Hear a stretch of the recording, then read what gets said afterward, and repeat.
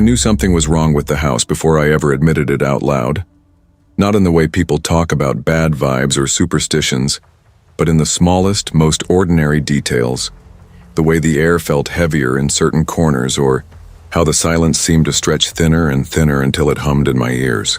We had just moved in, Ashley and I, and everything should have been perfect. The closing was supposed to be the happiest day of our lives. We'd been hunting for months, losing bidding war after bidding war until this place opened up on Cedar, Mill Lane. A complete gut renovation, all new flooring and appliances, a smart home system that felt almost too futuristic for us. The realtor told us the previous owner had wired it himself, some kind of tech obsessive. He'd died in the living room. Natural causes, she said quickly. Nothing to worry about. I remember nodding, filing it away as irrelevant. People die in houses all the time. Still, the words sat like a pebble in my shoe, irritating, but ignorable. The first few days we floated through like newlyweds again. We hung pictures cooked in our gleaming new kitchen, laughed at how we could make the blinds move with a tap on our phones. Ashley loved it most of all, the control, the efficiency, the sense that this house anticipated our every need. I liked it too until the first Sunday night. At exactly 9:47 p.m., every light in the house began to flicker. Not a simple outage or a power surge, but a slow rhythm, bright, dim, bright again, like a deliberate breathing pattern. I froze on the couch, remote in hand, while Ashley looked over at me with her eyebrows drawn together. I checked the app. Nothing wrong. Every light showed its usual setting. Old neighborhood, I said, trying to convince both of us. Probably. The grid. She nodded, but she slid closer to me on the couch. I felt her shoulder tense against mine. The next night, it happened again. Same time. Same rhythm. I was in the kitchen while Ashley was upstairs, and her voice floated down the stairs, sharp with nerves. "Are you messing with the lights?" I told her no. We met in the hallway, standing there under the pulsing glow. I could see her throat move as she swallowed, her lip caught between her teeth. She asked if maybe the system had some hidden schedule. I spent the next hour digging through settings, but every page was blank, wiped clean for us. A fresh start, the realtor had promised. I told myself old code could glitch. But when we went to bed, Ashley curled against me like she needed my body to anchor her to something solid. That night at 3 in the morning, I woke to the sound of water running. Not a drip, not a hiss in the pipes. A faucet, full blast. My heart hammered as I listened, trying not to breathe too loudly. Ashley was still asleep beside me, her hand flung across the blanket. I slipped out of bed, my feet icy against the hardwood. The kitchen glowed faintly with streetlights spilling through the blinds, and there it was. The faucet, streaming water into an empty sink. The handle was up, turned deliberately. My hands shook as I pushed it down. I told myself it was a plumbing quirk, that maybe pressure had nudged it open. But I checked the locks on every window and door before climbing back into bed. I didn't tell Ashley. She had a presentation that morning, and I didn't want her walking into the office with that hollow look of fear already growing behind her eyes. But the next night, she heard it too. At 3 a.m., sharp, the faucet gushed to life, and this time, the coffee maker clicked on, filling the air with that bitter smell I usually loved. Ashley clutched my arm so tight it went numb. "Did you set that?" she whispered. I shook my head. Neither of us could move for a long moment, the kitchen below alive with noises it shouldn't have made. The next morning, I called the company that had installed the system. The technician on the phone was half asleep sounding, until I gave him our address. Then he went silent. He promised to send someone that afternoon. His voice was tight when he hung up, like he'd already said too much. I told Ashley, and we sat at the kitchen table scrolling through old news clippings about Gregory Walton, the man who had owned the house. He'd been a retired software engineer, 67 years old, no family. His obituary was barely a paragraph. The thought of him dying alone in these rooms made me glance at the living room doorway and quickly look away. The technician arrived at 2. He was young, maybe mid-20s, With a nervous energy he tried to cover with forced small talk. His name was Brandon.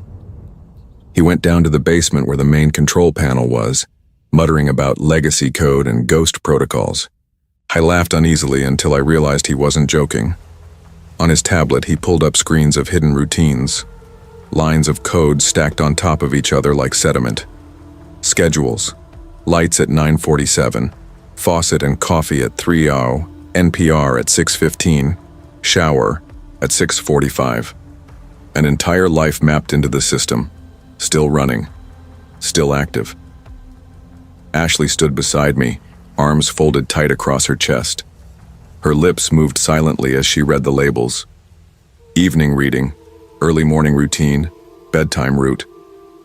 Brandon tried deleting them, but the code reappeared seconds later.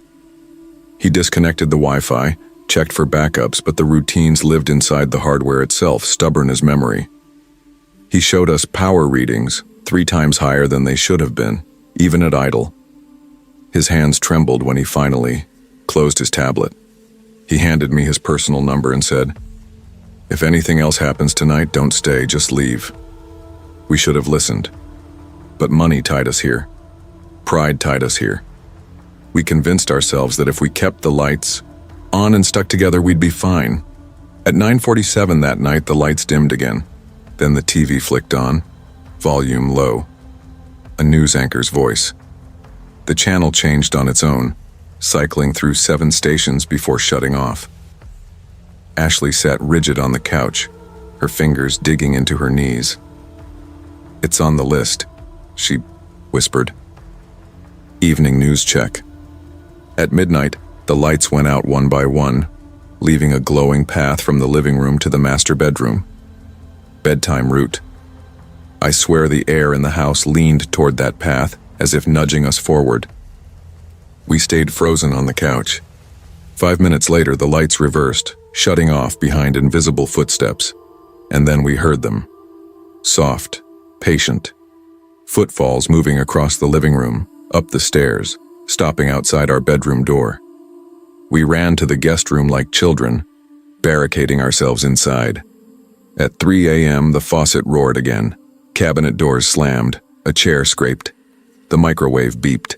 Every sound fell into place like choreography. It was his morning, his routine, replayed with no one there. Ashley shook against me, whispering prayers she hadn't said in years. I called Brandon. He answered instantly. His voice was a ragged whisper. "Get out." Walton lived alone 3 years after his wife died. He programmed everything, every moment, into that system. They found him in his chair, but the system kept responding to his voice for 2 weeks after he was gone. 2 weeks.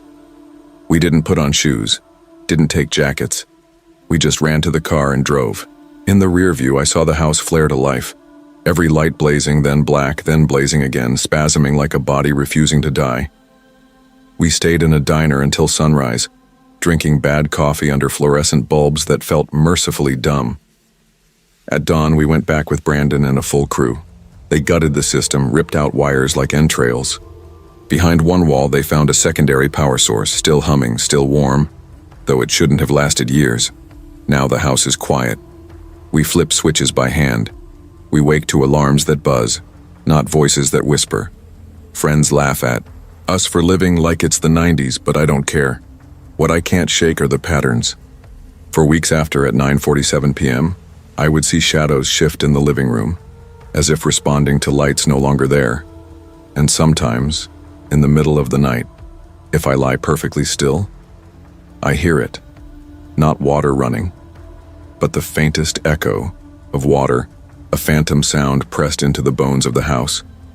Brandon says memory can burn itself into us like code, that I'm just carrying Walton's routines in my head. Maybe he's right.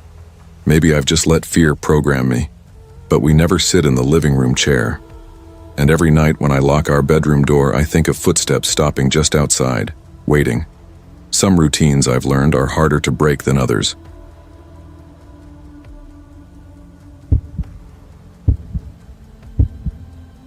I was 15 the summer the air in our house stopped feeling safe. It wasn't anything dramatic at first, just small, ordinary shifts, the kind you might dismiss if you weren't paying close attention. A creak on the stairs that came when no one was walking. The way shadows seemed longer in my bedroom than they should have been. The sense, heavy and undeniable, that our yellow house on Willow Lane was already slipping out of my grasp, even before the word move was spoken. Our world used to be simple. That house, with its chipped siding and stubborn screen door, was everything I knew. Max, my little brother, and I used to cover the driveway with chalk every June, until our hands were stained in blues and pinks. We'd play flashlight tag until fireflies blended with our beams.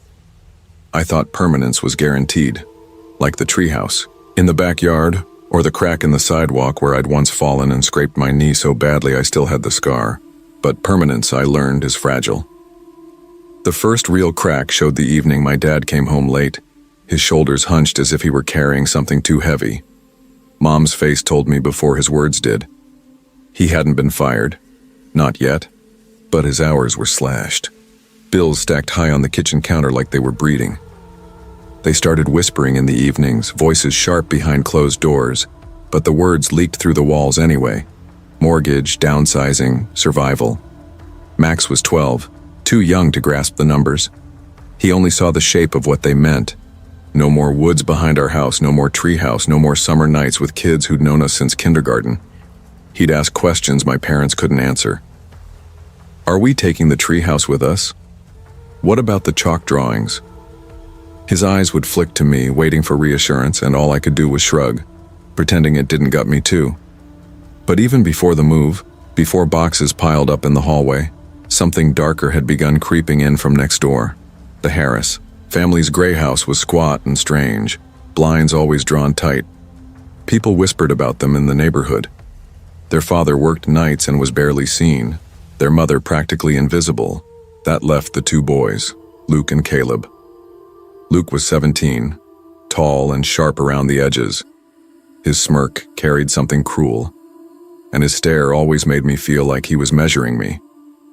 Caleb was my age, 15, but harder, older somehow, with a gaze that felt like it had already seen too much. They never played with the other kids, never joined in anything. They carried themselves like shadows out of place in the light. I'd avoided looking at that house for years. Something about it stirred unease I couldn't put into words. That changed one sticky June evening when Luke appeared at our fence like he'd been there 100 times before. "Want to hang out?" he asked, leaning against the wood. "We're heading down to the creek. Got BB guns. Should be fun." I hesitated. He'd never spoken more than a muttered greeting to me, and the casual invitation unsettled me more than his silence ever had. Max's eyes lit up at the word guns. He tugged my sleeve. "Come on, let's go." Against my better judgment, I went. I told myself it might be one last adventure before the move. The walk to the creek felt ordinary enough at first. Fireflies blinked in the tall grass. The air was thick with humidity. But when Luke unzipped the duffel bag he carried, everything shifted. Inside weren't BB guns. They were pistols, real ones. Heavy. Black. Max froze. My voice cracked. We don't want any part of that." Luke just grinned, lifting one like it was a toy. He aimed at a rusted can and pulled the trigger. The crack of the shot was louder than I could have imagined, echoing through the trees, rattling inside my chest. Birds scattered from the branches. Caleb laughed low, a sound without warmth. Luke turned his grin on me. "Scared? Don't worry, we don't miss." When Max and I tried to back away, muttering excuses, his expression shifted. He raised the pistol just enough that I knew the message was meant for me. "If you tell anyone," he whispered, "you won't see 16. Got it?" That night, I didn't eat. Every creak in the floorboards felt aimed at me. And just when I thought maybe fear had exaggerated it all, I saw the flashlight beam. My window faced their yard. Past midnight, light flickered across my wall. I pulled back the curtain and froze. Luke was standing there, flashlight in one hand, smiling like it was a private joke. He made a gun with his fingers and aimed it straight at me. I slammed the curtain, heart hammering. My first instinct was to tell my parents, but his voice replayed in my head. You won't see 16. And worse, I imagined Max trembling in our room with no way to fight back. So I stayed silent. Silence became a cage. The next morning I sat at the kitchen table, pushing cereal around my bowl while Dad talked about the move. Mom hummed under her breath like she always did when she was worried. Max kicked my shin under the table, eyes searching mine. I forced a smile, but the harassment grew. One day, a handful of BB pellets appeared scattered on our porch. Another day, a dead crow lay sprawled on the back step, wings bent wrong, eyes blank. Max screamed, and I told him it was just nature, burying it myself while bile burned my throat. One evening, while my parents sorted bills on the porch, a rock shattered the living room window. Dad rushed outside, but the street was empty. I'd seen Caleb's shadow melt into theirs and Luke standing still, lifting the pistol in silent warning. Max crawled into my bed that night. "They hate us," he whispered. "They're trying to hurt us." His voice cracked like he wanted to cry but wouldn't. I wrapped my arm around him, words stuck in my throat. I wanted to promise we'd be safe, but promises felt like glass, too easy to shatter. By July, dread was routine. I jumped at every knock on the door. Max grew quieter, his laughter rare. He asked less about the treehouse and more about the sounds he thought he heard at night. I always said no, even when I'd been awake listening to the same scratches and taps. One afternoon, I found Max pale and shaking on the curb. He opened his hand. A bullet lay in his palm, cold and heavy. "Caleb gave it to me," he whispered. "Said it had my name on it." Rage and terror collided inside me. "Why didn't you tell Mom or Dad?" His eyes filled. "Because, what if they do something worse?" I knew he was right. That night, scratching came at my window again. I pulled back the curtain and nearly screamed. Caleb's face was inches away, grinning. Behind him, Luke stood, in the yard, raising the pistol slowly, tilting his head like a predator. His mouth moved silently, but I knew the meaning. Don't tell.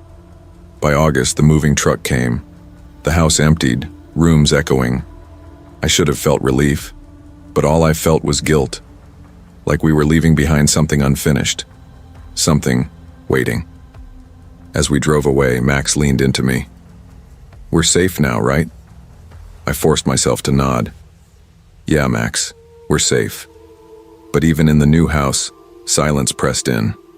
At night, I lay awake, listening to nothing and fearing it. I couldn't shake the image of Luke's grin, the gleam of the pistol, Caleb's face at my window. Safety felt like glass ready to break. Years later, I still dream of that summer. The creek, the echo of gunshots, the bullet in Max's palm. Sometimes I tell myself they were just boys, cruel and reckless. Sometimes I wonder if they were something else. Shadows wearing human skin, feeding off fear. I'll never know. What I do know is this. Silence can feel like protection, but it's a prison. I stayed quiet, thinking I was shielding my brother. But fear doesn't protect, it consumes. Looking back, I wish I'd spoken, trusted the adults who loved me. Now, every time I hear a creak in the dark, I wonder if that summer ever ended. Or if the Harris boys, whatever they really were, still linger, waiting in the corners of my mind, smiling through the glass.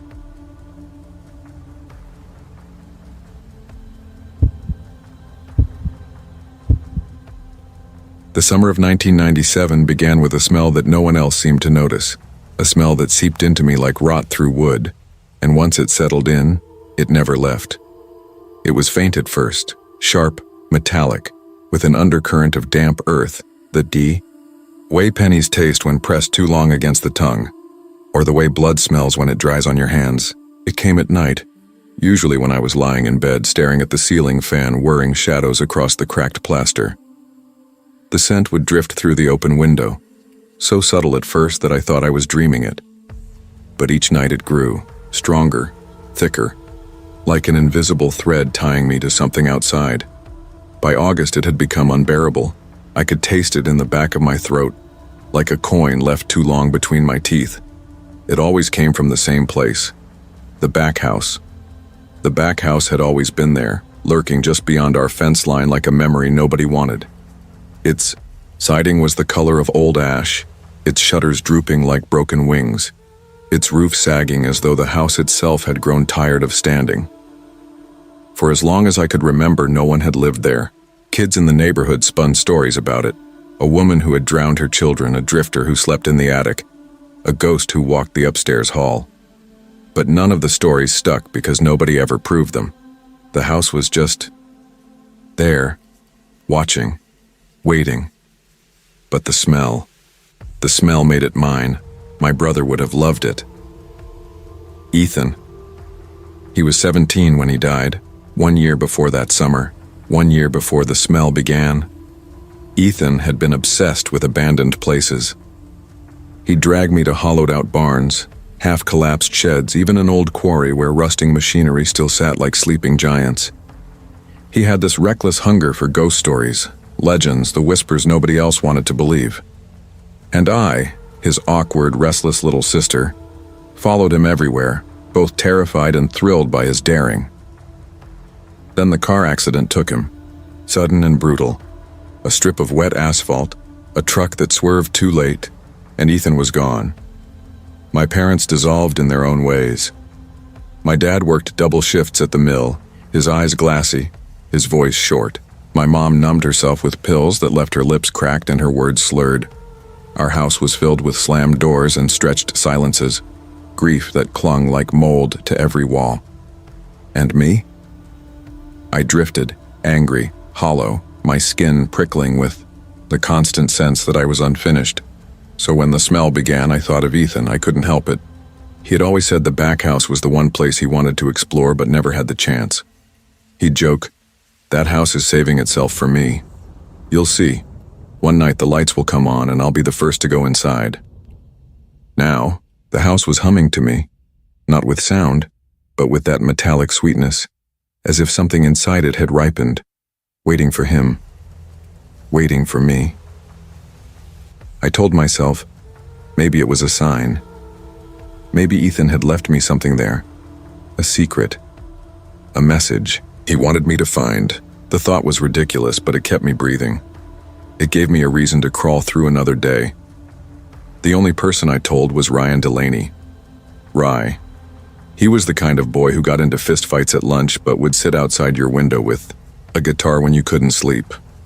He laughed too loud, flunked math 3 times, but there was something about him that made me feel tethered. And unlike everyone else, he believed me. We were in my room one afternoon, the fan rattling like it might fly off the window frame. I said it without planning to. "It's the back house. The smell. I know it's coming from there." Rye tilted, his head chewing on a piece of straw like he always did when he was thinking.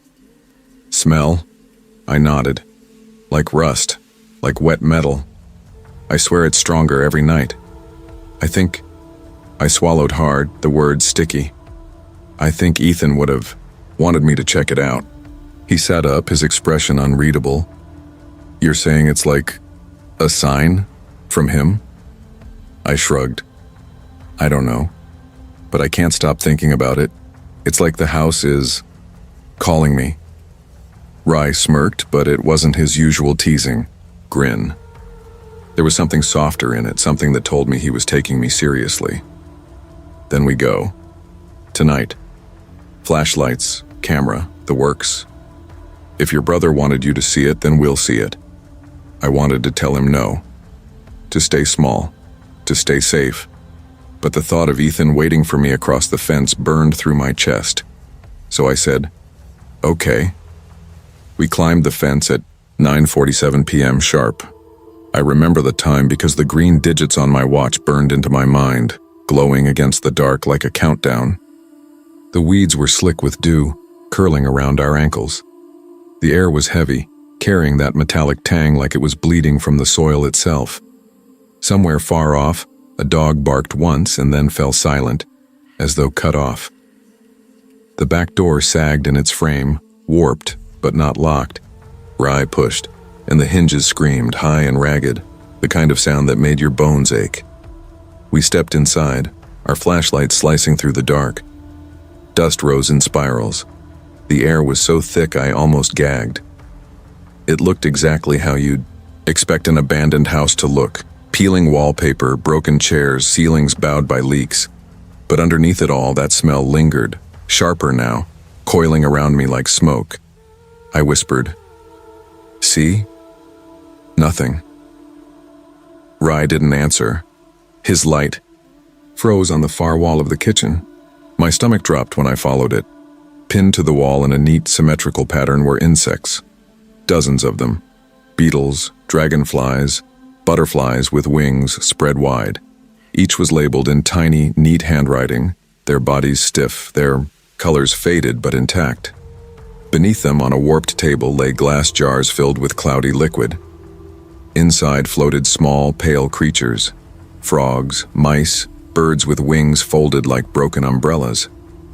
The metallic smell pulsed stronger, like it was leaking from the jars themselves. Rye whispered, "Jesus Christ." My stomach twisted. Part of me wanted to run, but another part whispered that this was what Ethan had meant for me to see. That this was the message he had left behind. My brother had loved collecting things. Baseball cards, rocks, arrowheads. He'd line them up with perfect precision. Was this a reflection of him? Was the house showing me what he couldn't? Rye reached for the camcorder, his hand trembling. "We need to..." The floor creaked above us. We both froze. Footsteps, slow, measured. The smell thickened until my eyes watered, until I could taste it coating the back of my throat. Rye mouthed, "Someone's here." And then came the sound of a voice. Calm, precise, male, curiosity. A pause. It always kills the cat. My flashlight flickered. My skin turned to ice. I grabbed Rye's arm, my heart pounding so loud I thought it would split me open. The footsteps came closer. Don't remember the drive back to the edge of the neighborhood. The houses had long since gone dark, the streets drawn tight with silence, but I must have been moving on autopilot. Evan sat beside me, slouched low, his jaw locked in a grim line. The whole way neither of us spoke about what we'd seen inside. The aoi, shelves, the jars, the pale rubbery skins stretched under glass like some perverse catalog of life. But the smell of iron clung to us both like we'd stepped through a furnace that only burned memory. I parked 2 streets down from my parents' place, killed the engine and listened. Crickets far off, the wind in the pines. But layered beneath it was that same faint tang of rust as though it had followed us. An invisible fog curling into my sinuses. I kept telling myself it was only my imagination, that I was still shaken. But when Evan turned his head sharply toward me and whispered, "You smell that?" I knew it wasn't just me. We didn't go home that night. We couldn't. Instead, we drove aimlessly until the sky pinked with dawn, both of us too afraid of what waiting in silence might mean. At a diner on the highway, I stirred my coffee and stared at the flecks of cream swirling at the top. Evan finally broke, slamming his fist on the table. "We should have called the cops." And said, "What?"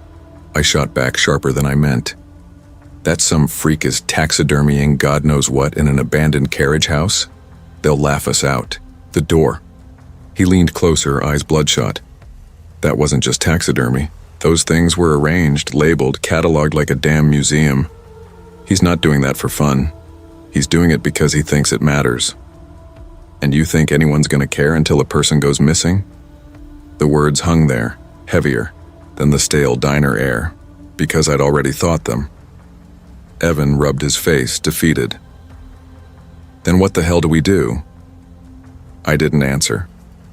Because I already knew what I had to do, and it wasn't what he wanted. My brother had spent his last year obsessed with ghost stories, folklore, and the secret lives of forgotten buildings. I used to think it was just another phase, a way for him to fill the emptiness after Dad left.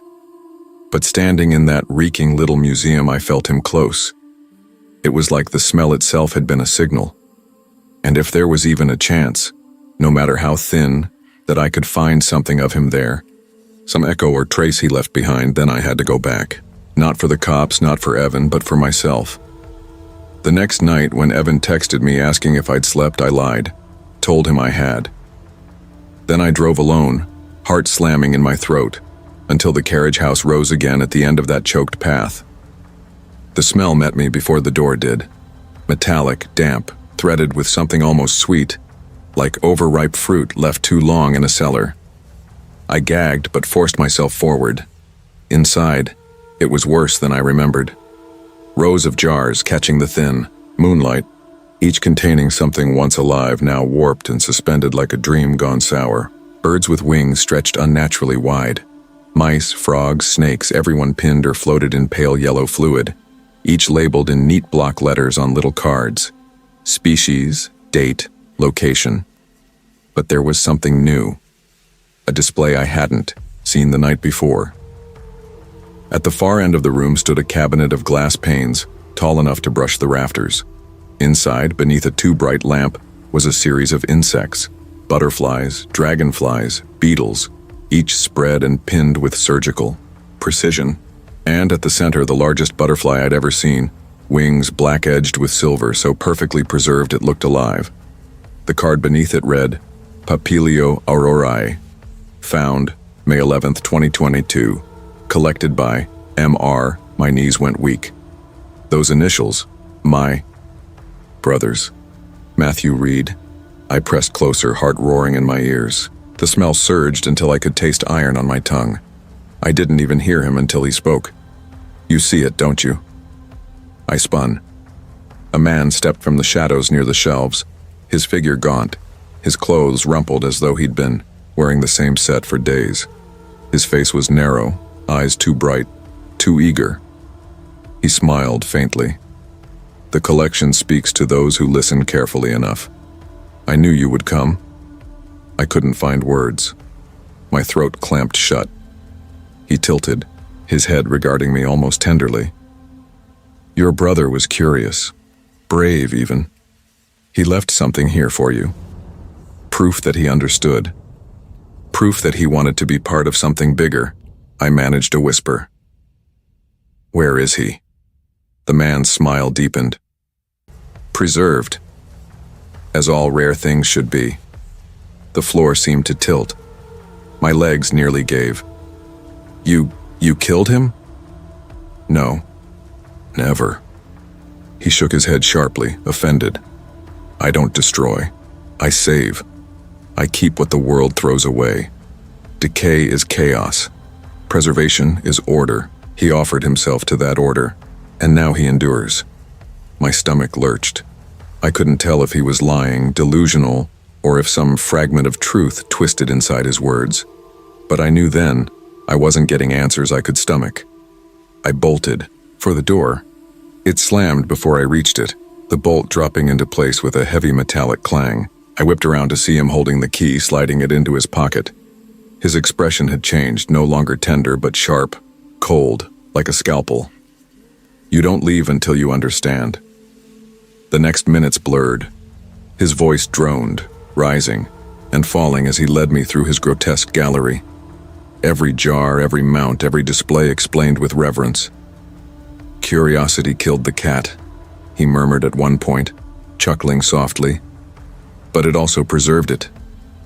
I was trapped, listening, choking on the smell, my brother's initials burning in my vision. When at last he stepped away, satisfied with his lecture, he left me in the locked house. The smell pressed closer, suffocating. The jars seemed to glow faintly in the dark, and for a moment I thought I saw Matthew's eyes in the glass of that butterfly case watching me. Somehow I broke the window at the back, tore myself bloody squeezing through, and stumbled into the trees.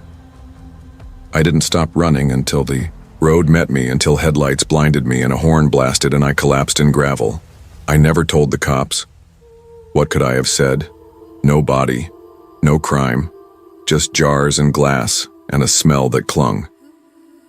Weeks later, the metallic tang still hangs in my nose.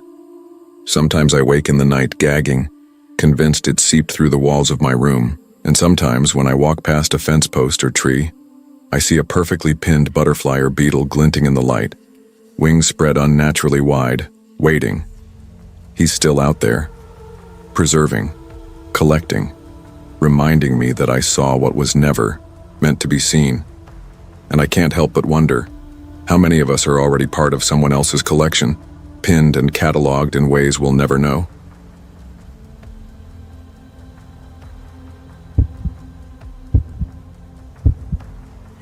I thought I knew exhaustion. That was the mistake. I thought it meant yawning in lectures, pouring another shot of espresso into already bitter coffee, waking up with pen marks across my cheek after falling asleep over a textbook. But exhaustion isn't just tired. It's a door.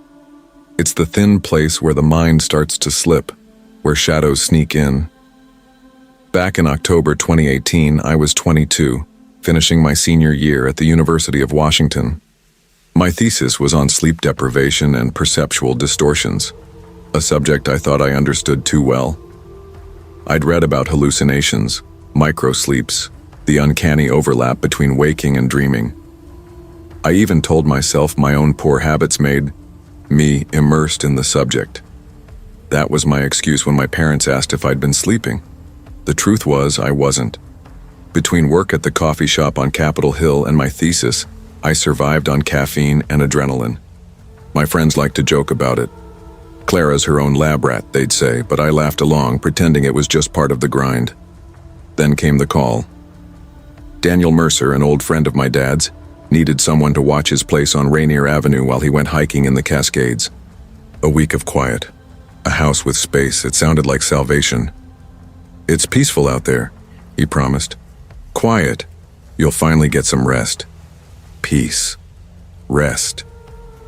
Those words felt like a hand pulling me out of deep water. When I arrived, the house looked perfect. Craftsman style, crisp trim, wide porch. But inside it was wrong. Not dirty, sterile, empty, no photos, no clutter. Just bare wood floors, a clean sofa, gleaming countertops. The air smelled faintly metallic like a hospital corridor. And then I heard it, the low hum of his security system. Every room had a small black dome in the corner.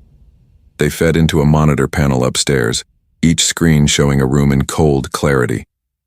Daniel grinned when he handed me the keys. "Safer than locks, don't worry, you'll forget they're there." I tried to laugh it off. Feels a little like Big Brother. But that night when the storm came, I couldn't stop staring at the screens. The cameras were hypnotic. Empty rooms, static angles, always waiting for something to shift. By midnight, I was making tea when I noticed the back porch door cracked open. Just an inch. My heart slammed. I was sure I'd locked it. I shut it hard, twisted the deadbolt, twice, and told myself it was just the wind. But when I went upstairs, the monitor flickered. Not the whole panel, just one feed, the hallway camera. For a second, it showed something impossible. My own face staring back. Not me in real time. Not a reflection. My face, but wrong. The skin too pale, the mouth stretched in a grin I wasn't making. And the eyes. Wide, unblinking. Blacker than they should have been. I blinked. The screen reset. Just the hallway. Empty. I sat frozen, tea cooling in my hands. My thesis floated in my brain like a cruel echo. Sleep-deprived subjects may misinterpret visual stimuli, perceiving familiar faces where none exist. I whispered to myself, "It's the research, Clara. You're primed for this." But later in bed, the storm hammering outside, I heard it. Not footsteps, worse, a sound like voices. Not outside, not in the hallway, but inside the walls. Faint at first, then clearer. My parents' voices. I sat up, heart pounding. The cadence was familiar. My mother's sharp tone, my father's sigh, the rhythm of their arguments. But the words were wrong, distorted. Their voices repeated fragments of sentences they'd said months ago, looping, fraying, overlapping like a recording, degraded over time. I pressed my hands over my ears, but the voices were still there, vibrating in my skull. When they finally stopped, the silence was worse. By the third night, I was unraveling. I stayed glued to the monitors, sketchbook forgotten, eyes bloodshot. The house seemed alive, leaning into me, Testing. The cameras flickered in patterns I couldn't ignore. One feed showed Kara's laugh, my roommate's laugh, echoing in the living room, though the room was empty. Another showed me sitting at the kitchen table, head bowed over my thesis notes, except I wasn't there. I stopped breathing when the kitchen feed glitched again. This time the screen filled with an image of an eye. Just one. Enormous, unblinking, filling the lens so completely I could see the veins spidering through the sclera. The monitor buzzed with static like it was straining to hold the image, then black. The power flickered, and the house exhaled. That's the only way I can describe it. The air shifted, pressing against me like lungs deflating. I whispered my grounding exercises. 5 things you see, 4 you feel, 3 you hear. But the walls whispered back. When I finally forced myself into bed, I dreamed the cycle. I was watching the cameras, hearing the voices, and each time I ran, I was back in the living room again, sitting before the monitors, staring into my own distorted grin. Over and over. The storm never ended. When I woke, I wasn't sure I had. I woke with my heart already pounding, as if my body had outrun something before my mind caught up. The clock on the wall blinked 12:07 a.m., its red glow smearing in my half-blind vision. My skin felt damp, though the air in the room was cold. I rubbed at my arms, at the gooseflesh crawling over me, and then realized I had gone to bed at 11. Less than an hour had passed, but my body felt wrung out, as though I had lived an entire day. I reached for my phone. The screen lit my face in pale blue, and for an instant I swore I saw something else there, my reflection smiling though my mouth was closed. I jerked the phone away, blinked, checked again. My expression was neutral, tired, but the seed of terror had already rooted. That metallic sweetness lingered in the air, faint but undeniable. I lay there listening. Not the quiet hum of the fridge down the hall, not the steady drip of the bathroom faucet. No, a voice, blurred like a tape playing underwater.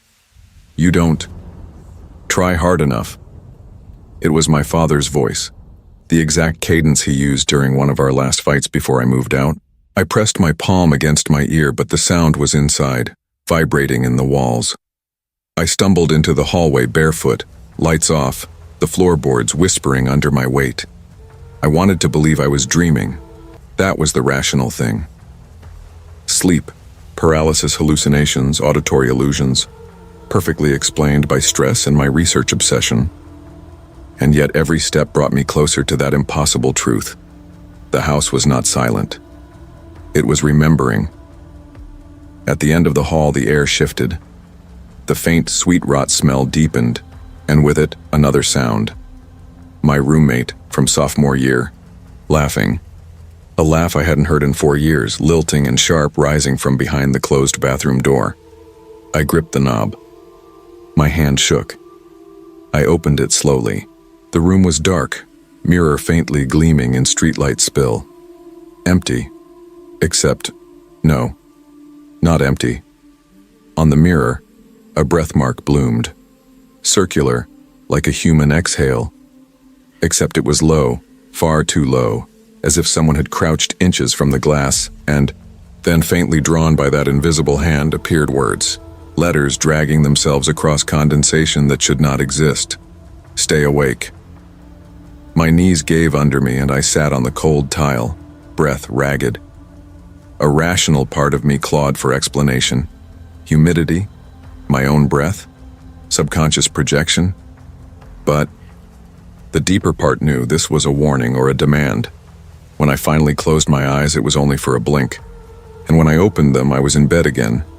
The clock read 12:07 a.m. At first, I thought my phone had glitched or I had dreamed the bathroom.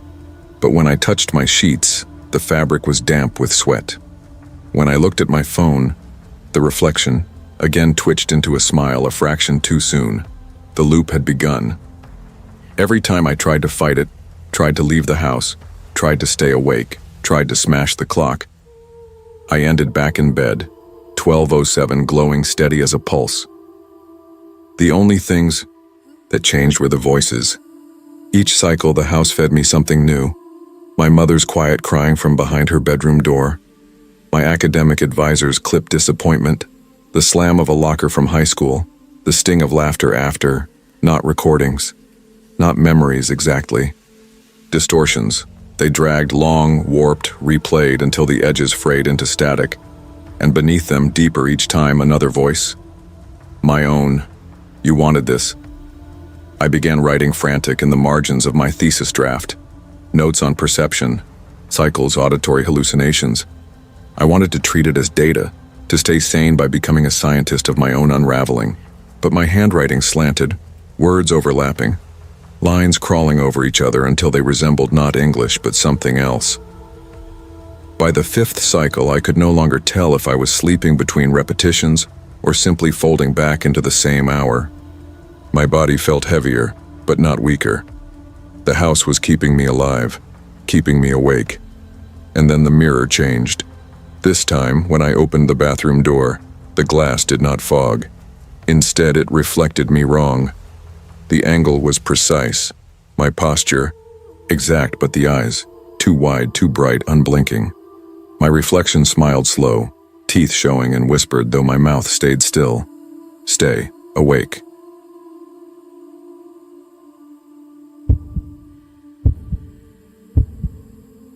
The day I got the keys to my first house in suburban Michigan should have been the happiest moment of my life. Instead, when the realtor's car pulled away and I stood alone in that empty living room, August sunlight spilling through the bare windows, I felt something cold press against the back of my neck. Nothing was there when I turned, of course, but the unease clung to me like humidity, thick and sour.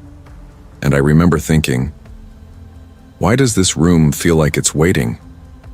I told myself it was nerves. I was 32, a woman who had finally clawed her way out of renting cramped, mildew-stained apartments and now owned a house with faded blue siding, a crooked mailbox, and a lawn that looked like it hadn't been touched in weeks. It wasn't much, but it was mine. And yet as I moved boxes from my car, the silence pressed too hard against my ears the way silence does in a church or a hospital. The neighbors on the left, the Andersons, seemed harmless. An elderly couple who smiled too much, asked too many questions, and left a casserole on my porch like we were characters in a small-town play. But the house on my right, from the first glance, it felt wrong. A yellow split level hunched behind overgrown bushes, its windows dark even in daylight. The grass high enough to hide snakes. I told myself I'd introduce myself eventually, but when I finally knocked on that door, six-pack of beer sweating in my hands, I instantly regretted it. The man who answered, Gerald, stared at me like I was something he'd been waiting for. Mid-40s, damp-looking, his t-shirt stained with something brown. He barely spoke, just nodded too often and asked me 3 times what my work schedule was like. Not curious, not friendly, clinical, like he was filing it away. His eyes flicked past me toward my house, as if memorizing its bones.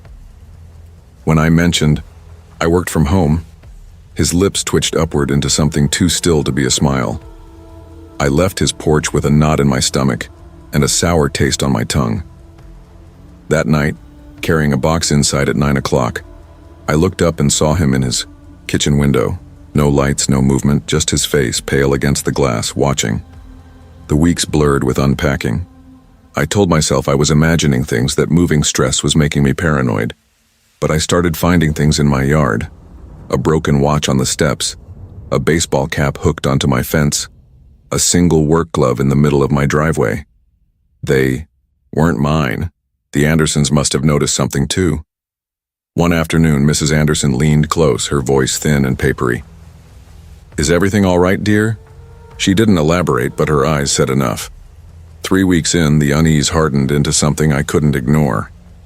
I woke at 2 a.m. to see a beam of light sliding across my bedroom curtains. When I flicked on the porch light, Gerald was crouched by my window with a flashlight. He didn't run. He didn't apologize. He stood up slowly, turned the light off, and said he thought he saw a raccoon crawl under my deck. His voice was flat, rehearsed like a teacher reciting lines. At 2 a.m, with his face inches from my window, I told him to stay off my property. He smiled, not a real smile, something stretched thin and empty, and walked back into the dark. I installed motion lights, double-checked locks, but I could still feel him. He always appeared when I stepped outside. If I checked my mail, he watered plants that were already dead. If I grilled dinner, he materialized by his shed, just standing, watching. Then the things left on my property grew personal. A printed photo of my house from before I'd moved in. A hardware receipt, rope, duct tape, zip ties, laid carefully where I'd see it. Once, a dead sparrow on my welcome mat, its wings spread perfectly open as though displayed. I called the police. Officer Coleman came, unimpressed. His words blurred into the usual. No direct threat, no proof, neighbor disputes. He suggested cameras. I bought them, but the gifts kept arriving just beyond their range. The pounding began soon after. Not knocking, pounding. Heavy, deliberate slams against my door late at night, shaking the frame. Always 3 sets of 5. By the time I peered through the peephole, the porch was empty. I'd hear footsteps in the grass. I slept on my couch with a baseball bat clutched against me, exhaustion eroding me until even coffee couldn't hide the dark under my eyes. My sister begged me to sell the house, but I had sunk everything into, and beneath the fear was something stubborn. Why should I leave? Why should I let him win? The breaking point came on a Wednesday, 3 a.m., the sound of glass shattering downstairs. My stomach dropped. Bat in one hand, phone in the other, I crept toward the kitchen. Gerald stood there. Dirty sweatpants, bare chest, slick with sweat. A hammer dangling from his hand. He'd smashed the back door's window and let himself in. His face streaked with tears, but his eyes were blank, washed out. His voice was monotone. You ruined it. The arrangement. The last man understood. You don't follow the rules. I whispered, What rules? My thumb trembling against my phone behind my back. He only repeated it, voice rising. You know. Neighbors share everything. Then he raised the hammer. Instinct drove me. I swung the bat. The crack echoed through the kitchen, his scream so high it barely sounded human. He dropped the hammer but lunged anyway, one hand clamping my throat as we crashed into the table. His breath reeked of something sharp and chemical, burning my nose. I thought I would die there in my own kitchen. I kneed him, rolled free, scrambled for the door. He slipped on broken glass, fell face first with a crunch that twisted my stomach. The police came. They dragged him away bleeding, muttering, but not resisting. In his house they found notebooks, pages, filled with notes on me, what time my lights went off, what I ate, where I parked, sketches of my house, my bedroom, arrows marking windows, notes like best entry. But here's the part I can't explain, the part no one believes. The notebooks weren't new. They weren't from when I moved in. Some of the notes dated back years before I ever bought that house. My name was written in them anyway.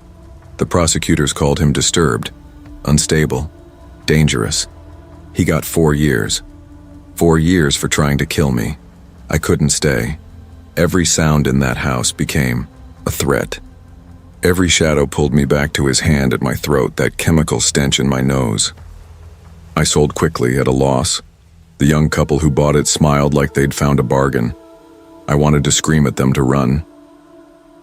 6 months later, I drove past.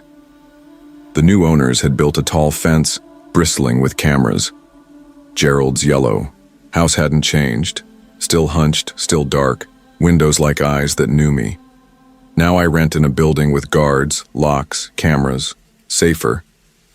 But at night sometimes I dream I'm back in that kitchen. Sometimes I wake and swear I hear 3 sets of 5 knocks on my apartment door. And sometimes in the dreams it isn't Gerald standing in the dark. It's someone else. A shape without a face. Watching. Waiting. The notebooks had my name before. I ever lived there? How do you explain that? How do you fight something that already knows you?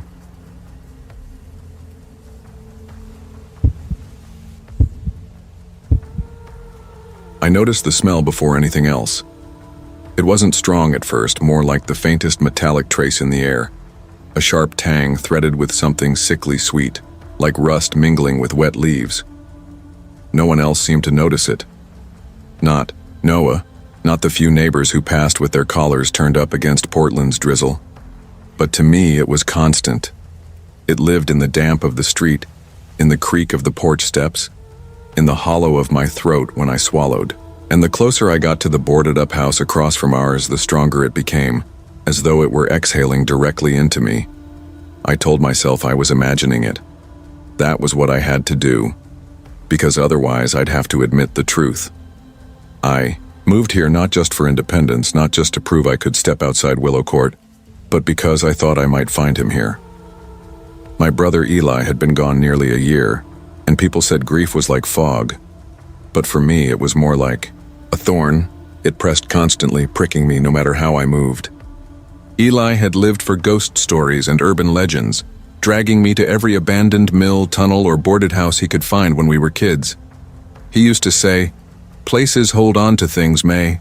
Sometimes they even give them back if you're willing to listen." I never believed him, but after he died, those words wouldn't leave me. Moving to Birchwood Lane had felt almost like following his voice, though I didn't tell anyone that. Not my mom, who worried I was breaking under the weight of loss. Not Noah, who came to split rent but didn't care where the roof was. The house itself was nothing special, narrow, sagging, paint peeling from its porch like old skin. But I carried my boxes in with a thrill of determination. My first place, my start. But the first night I lay awake, listening to Noah snore in the next room. The air pressed close with that metallic tang, and I thought of Eli, of how he would have wanted to know what lay behind the boards across the street. I tried to ignore it. At first, the days blurred into a rhythm. Work, buses, cheap meals, late-night noise with Noah.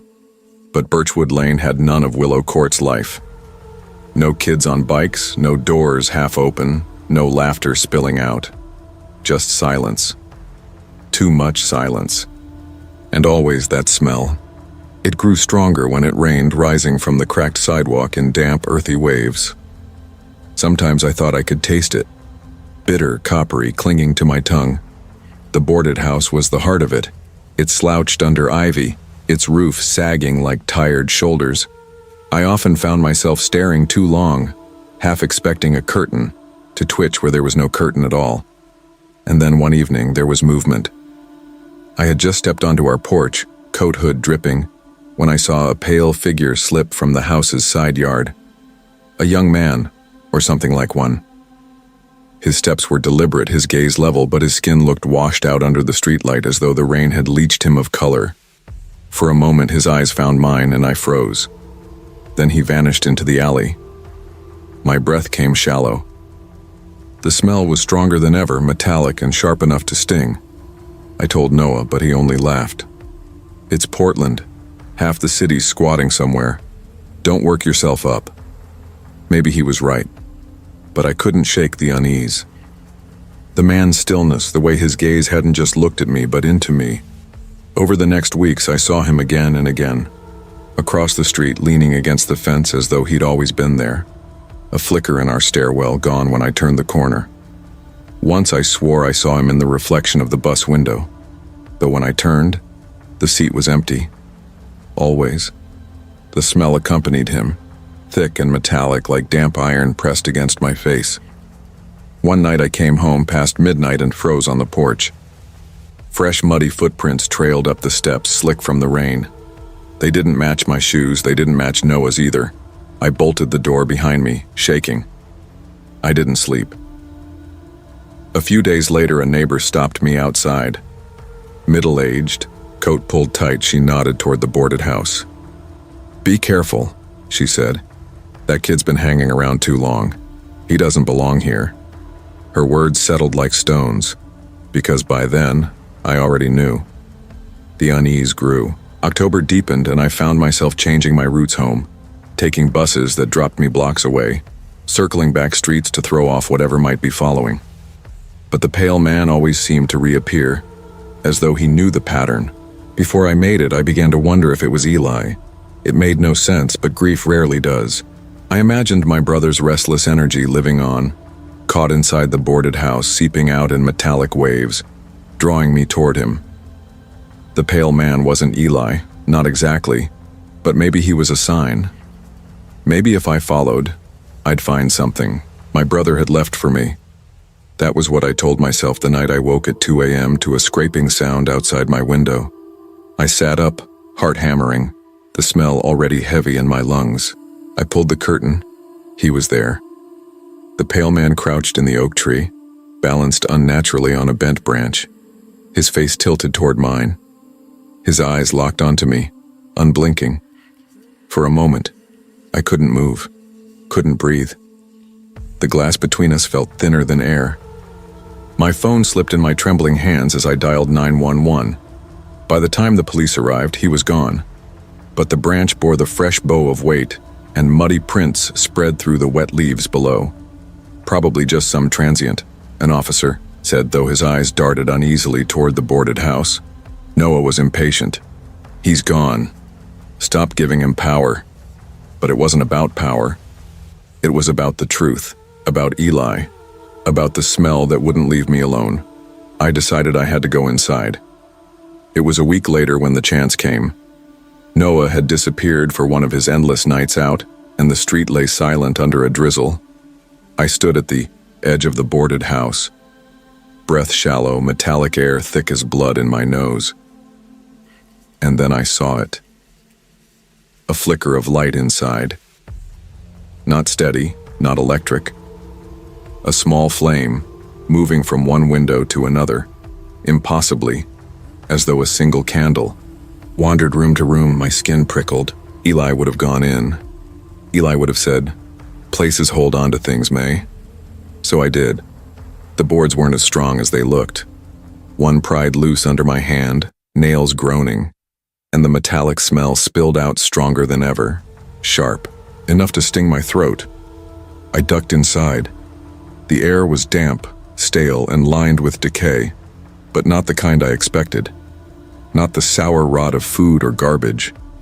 It was something colder, preserved. The faint candlelight came from deeper within. I followed, heart slamming, each floorboard groaning under my step. The hallway opened into a wide room, and that was when I saw it. The gallery. Rows of glass cases lined the walls, each holding a specimen. Butterflies pinned in perfect symmetry. Birds spread with wings frozen mid-flight. Small mammals dried and arranged with meticulous care. Plants. Pressed under glass, mushrooms wired in place, spiders in webs stiffened and preserved. All cataloged, all labeled with neat handwriting. The smell poured from them, metallic, sweet, unyielding. My stomach heaved, but I couldn't look away. It was beautiful in the most horrific way, and then a voice came from the shadows. "Curiosity," it said softly, "killed the cat." I spun. The pale man stepped into the flickering light, his face calm, almost serene. Up close he wasn't sickly at all. He was clean, neat, his hands gloved, his eyes shining with something like reverence. "But you," he said, "you understand preservation. You understand memory?" I stammered, but no sound came. My knees locked. He didn't come closer. He only gestured to the walls. "They die in chaos out there. Here, they are remembered, saved, cataloged." His eyes caught mine. "Wouldn't you want that if you were lost?" I thought of Eli. I thought of how he chased ghosts because he feared being forgotten. My throat closed. When I turned toward the door, I heard the lock click. The pale man smiled faintly. "You shouldn't have come here. But now that you have, maybe you'll carry this with you. Maybe you'll learn what it means to keep what's rare." Then he left, his steps fading into silence, the bolt sliding into place. I was trapped. Panic clawed through me. The specimens seemed to press closer, their glass eyes gleaming, their wings shivering in drafts. I shoved at the door until my hands burned, searched the windows, tore at the boards until splinters drove deep. Hours passed, or minutes. I couldn't tell. The smell thickened, suffocating. I thought I heard Eli's laugh behind the glass. Thought I saw his reflection in a pinned butterfly's wings. Finally, I found a loose panel, a crack in the back wall. I pushed until wood gave until cold rain poured in, and I crawled through mud and roots until I burst into the alley, lungs heaving. When I staggered into the street, Birchwood Lane was silent as ever. I left the house the next morning, packed what I could, left the rest. My mom didn't ask questions when I returned to Willow Court. She only held me, casserole warm in her arms. But comfort never came, because the smell followed. Sometimes it's faint, threaded into my clothes, into the corners of my room. Sometimes it's sharp enough to wake me from sleep, and worse, I've started noticing things. A butterfly pinned neatly to a fence post on my walk to work. A spider web stiffened, unmoving, even in wind. A bird, whole and untouched, lying on the sidewalk as though placed there for display. I don't know if it's him or if it's me. But I know this. Not all horrors scream. Some are cataloged, ordered, preserved, and waiting just beyond the edge of what we're willing to see. And once you've seen them, you can never unsee them.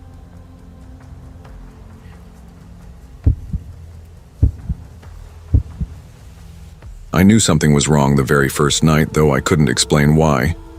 It wasn't anything you could point at. The house was quiet, almost too quiet. The kind of silence you usually dream of when you've lived in cheap apartments with paper-thin walls. But for me, silence was never comforting. It pressed too close. It reminded me of that night years ago when I was 16, lying in my childhood bedroom while a stranger forced the back window open. He didn't make it all the way inside. My father's footsteps in the hall had scared him off, but I still remember the sound of glass shifting against the frame, the almost polite creak as if the window were opening itself. And I remember the suffocating silence right before it happened, how it wrapped around me until the noise shattered it. Afterward, everyone told me I was safe, that the man hadn't touched me, that I was lucky. But I never really believed it. Since then, silence always felt less like peace and more like waiting.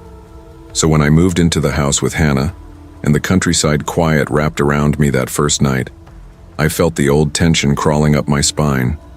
Still, I told myself I was being ridiculous. This was supposed to be a fresh start. My first real house, not a boxy apartment with a view of someone else's blinds. Hannah and I were mid-20s, working ordinary jobs, desperate to stretch out our lives a little. When we first walked through that place, the wide porch, the high ceilings, the wooden floors that groaned more than creaked, it felt like a dream we hadn't thought we could afford. The rent was shockingly low, the kind of deal you don't question too hard because you're afraid someone else will grab it first. At the start, it was everything we wanted. We decorated with mismatched thrift store finds, filled the kitchen with the smell of Hannah's baking, stayed up late on the porch with tea and too many cigarettes. She was the type who made life feel lighter. Quick jokes, easy laughter, the kind of person who could turn a broken lamp into a story worth retelling. I envied her steadiness. Where I carried my past like a backpack full of rocks, she seemed to float. But the house felt heavier each week. It began with little things, small enough that Hannah could tease me for noticing. Food went missing. At first, I thought I was careless, maybe leaving containers at work. Then half a carton of milk was gone. Then leftovers I hadn't touched. Hannah joked, "You're sleep-eating, Rach." And I laughed along, but uneasily. Because when you've lived with the fear of someone slipping into your space once, you never forget how fragile that boundary is. The unease grew. One night I opened the fridge reaching for a slice of the pie Hannah had baked. The dish was gone, completely gone. I asked her about it and her face twisted in real confusion. "I didn't touch it," she said. That was the first time she didn't sound like she was teasing. That was the first time I felt the old fear sharpen into something present. A few nights later, the footsteps came. We were curled on the couch watching TV, the glow flickering across the living room walls when I muted the sound during a commercial. Above us, slow, deliberate steps. Not the scattered shuffle of an animal, a rhythm. Waited. "Did you hear that?" Hannah whispered. I nodded. My mouth was dry. The attic wasn't finished, just a hatch in the hallway ceiling, insulation and beams. We had peeked at it when we moved in, but never gone up. "It's raccoons," Hannah said firmly, as if speaking the words made them true. "Or wood shifting. This house is ancient." But her hands stayed clenched around her mug until her knuckles whitened. The next morning, she surprised me by saying, "Let's go up there." Her voice carried more challenge than comfort. She grabbed a flashlight and I fetched the stepladder. When we pushed the hatch open, hot, dusty air spilled down.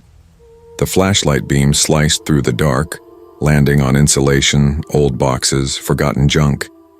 At first, nothing. Then Hannah's light caught on something at the far corner, a crumpled blanket, an empty water bottle recently used. The air in my chest seemed to collapse. We scrambled down, barely speaking. The image of that blanket burned behind my eyes. It wasn't just that someone had been there.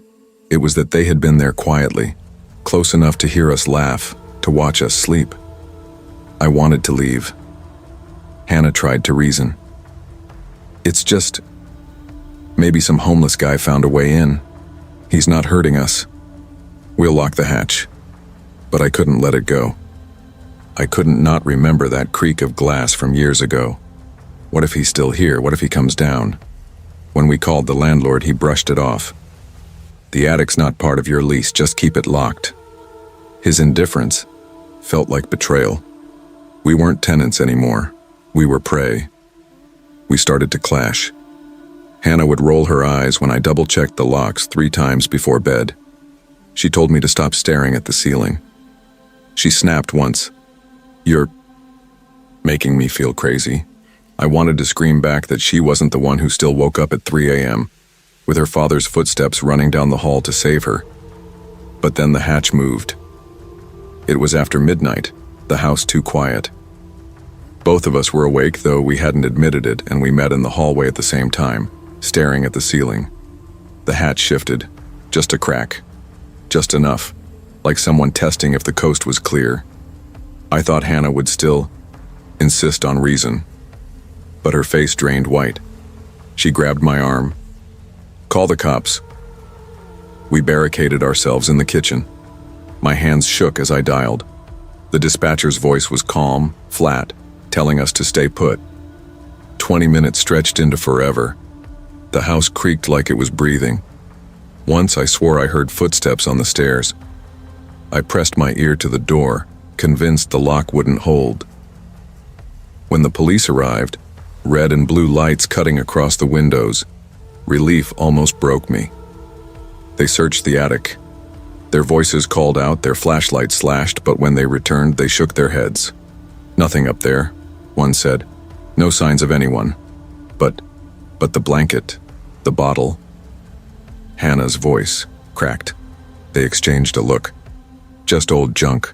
You girls are spooking yourselves. Old houses make noises." Their words left me colder than if they had found someone. Because if no one believed us, we were alone. That night, I didn't sleep. Neither did Hannah. We sat in the living room with every light blazing, both pretending not to jump at shadows. Things got worse after that. I started losing weight without meaning to. Food didn't appeal. My hands trembled even at work. I checked locks, windows, the hatch, in rituals that grew longer each night. Hannah tried to distract herself, inviting friends, blasting music. But she snapped more often, and sometimes I caught her staring at the ceiling the same way I did. We argued constantly. She accused me of feeding the fear. I accused her of denying it. Once in the middle of the night, she shouted, "Maybe it's in your head, Rachel. Maybe it's always been in your head." Her words cut deep, because a part of me feared she was right. But then the clue came. I found it when searching the attic alone, a slip of paper wedged under a box. A note, torn, scrawled in handwriting that trembled. She said it was mine, too. She said I could stay. I didn't show Hannah. I couldn't explain why. Maybe I wanted it to be my secret. Maybe I wanted proof it wasn't all in me. But that night, lying awake, I thought of the landlord's careless words, the mention of previous tenants, Whose son? Whose lover? Whose rejected claim to the house? The note blurred lines between stranger and shadow. Whoever he was, he believed he belonged here. And maybe the house believed it too. The breaking point came in the dead hour. I woke to scraping above me, not random, but steady like furniture shifting. I crept into the hall trembling, and Hannah appeared beside me, her face pale, eyes wide. We didn't speak. The hatch creaked, opening wider this time, as if whoever waited inside no longer cared if we saw. We bolted downstairs, hearts slamming. This time we didn't call the police. We knew they'd never believe us. We huddled in the kitchen until dawn, waiting for the noise to stop, waiting for courage we didn't have. By morning, we packed. We shoved clothes into bags, grabbed what we could, abandoned furniture. The landlord raged about broken leases, but we didn't care.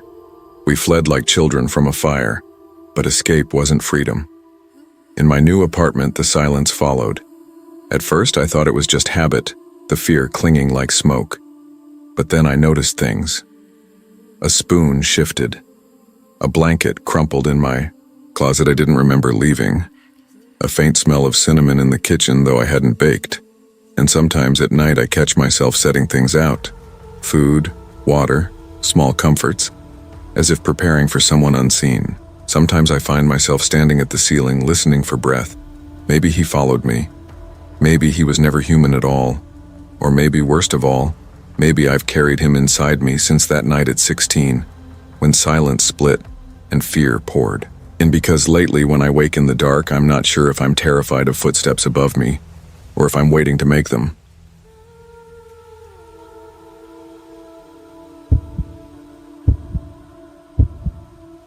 I never trusted the silence of that house, not even on the day we moved in. It had the kind of quiet that didn't feel earned, like a held breath waiting. People always said old homes creak, they groan with age, but this one seemed to listen. That's the only way I can describe it. It wasn't empty, it was attentive. And though I tried to laugh it off, to fold the unease neatly inside the excitement of finally owning a home with my husband, the feeling only deepened. We'd been renting for 6 years. My name's Rachel, and I teach history at the community college just outside town. My husband, Daniel, runs his own small accounting business from home. We were practical people, grounded people, and when the market went insane in April of 2022, we leapt on the first place we could afford, a faded yellow colonial from the 70s with a sagging porch and a kitchen, trapped somewhere between avocado green and mustard yellow. Still, it had good bones, as Daniel said. 2 stories, a huge basement for storage, and something about the place. The arched doorways, the broad staircase, reminded me of the homes in old family photographs. The Carters, the elderly couple who sold it to us, had lived there almost 20 years before moving to Florida. They seemed eager, almost too eager, knocking $5,000 off the price without us asking. I remember their hands, both of them trembling slightly as they passed us the keys, and how Mrs. Carter whispered, "Take care of it," in a tone I pretended not to notice. 3 weeks later, while organizing the basement, I found the crawl space. It was behind a pile of paint cans and tarps under the stairs. A small door, barely 3 feet high, splintered around the frame and nailed shut so aggressively it looked like someone had tried to trap a rabid animal inside. At least 30 nails at odd angles, some bent sideways, others hammered until their heads vanished into the wood. I froze. My first thought wasn't rational. It wasn't, oh, maybe it's unsafe wiring or just storage. It was something's in there. And when Daniel came downstairs wiping his hands on a rag, he saw my face and then the door and muttered, "Jesus Christ, who does that?" Neither the inspector nor the realtor had mentioned anything about a sealed space, and me, being me, I wanted to leave it alone. But Daniel, his curiosity has always been bigger than his caution, grabbed the crowbar from the garage. The sound of nails squealing free echoed through the basement like something alive, protesting. With each one he pulled, a smell began to leak out. Wet paper, mold, and something faintly sweet but souring. like fruit forgotten in a drawer. My skin prickled. I told him, "Stop. Please, Dan, just leave it." But he wouldn't. And when the last nail gave way, the little door swung open with a sigh. Inside, the crawl space was larger than expected. 6 feet deep, 4 wide, dirt floor. The smell hit full force. Stale, wrong, like a cellar where air hadn't moved in decades. Daniel crouched with his phone light, and that's when we saw them. Bundles of yellowed mail rubber banded together, kids' clothes piled in a corner, and photographs scattered like someone had dropped them in a hurry. I picked one up. My hand shook so hard I nearly dropped it. They weren't family photos. They were pictures of strangers, families we'd never seen, all inside our house. The kitchen, the living room, the master bedroom, taken from identical angles as though someone had staked out vantage points and returned again and again, recording new families through the years. Daniel whispered, "What the hell?" I opened a bundle of letters, envelopes addressed to the Richardsons, the Nguans, the Washingtons, and someone named Harold Brennan, all at our address, all sliced open, then carefully resealed with tape. Some had notes scrawled in pencil. Daughter home at 3:15. Husband leaves 7:30 sharp. Grocery shopping Saturdays. Amanda, no me. I found the notebook. It was wrapped in plastic pages filled with neat, obsessive handwriting, stretching back to 1987. Observations about the families, what TV shows they watched, when they showered, when they fought, when they touched. My stomach lurched. At the very back of the crawl space was a manila folder. Inside were hand-drawn floor plans of the house, not blueprints, sketches, annotated with red X's. One in the master bedroom ceiling, another behind the water heater, another in the pantry, next to each. Good visibility, audio clear, check monthly. Daniel and I looked at each other, then ran upstairs. And there, in the bedroom ceiling corner, was a tiny hole. Painted over, almost invisible, except now we couldn't unsee it. Behind the water heater, another hole drilled straight through drywall, aimed at the bathroom. In the pantry, a hole aligned perfectly with the kitchen table. Someone had been watching. For decades, I can't describe the way the air felt. Thicker, denser, as though we weren't alone in that house anymore. As though we never had been. We called the police. A detective named Morrison took our statements while forensics combed the crawl space. He told us this wasn't the first complaint about our house.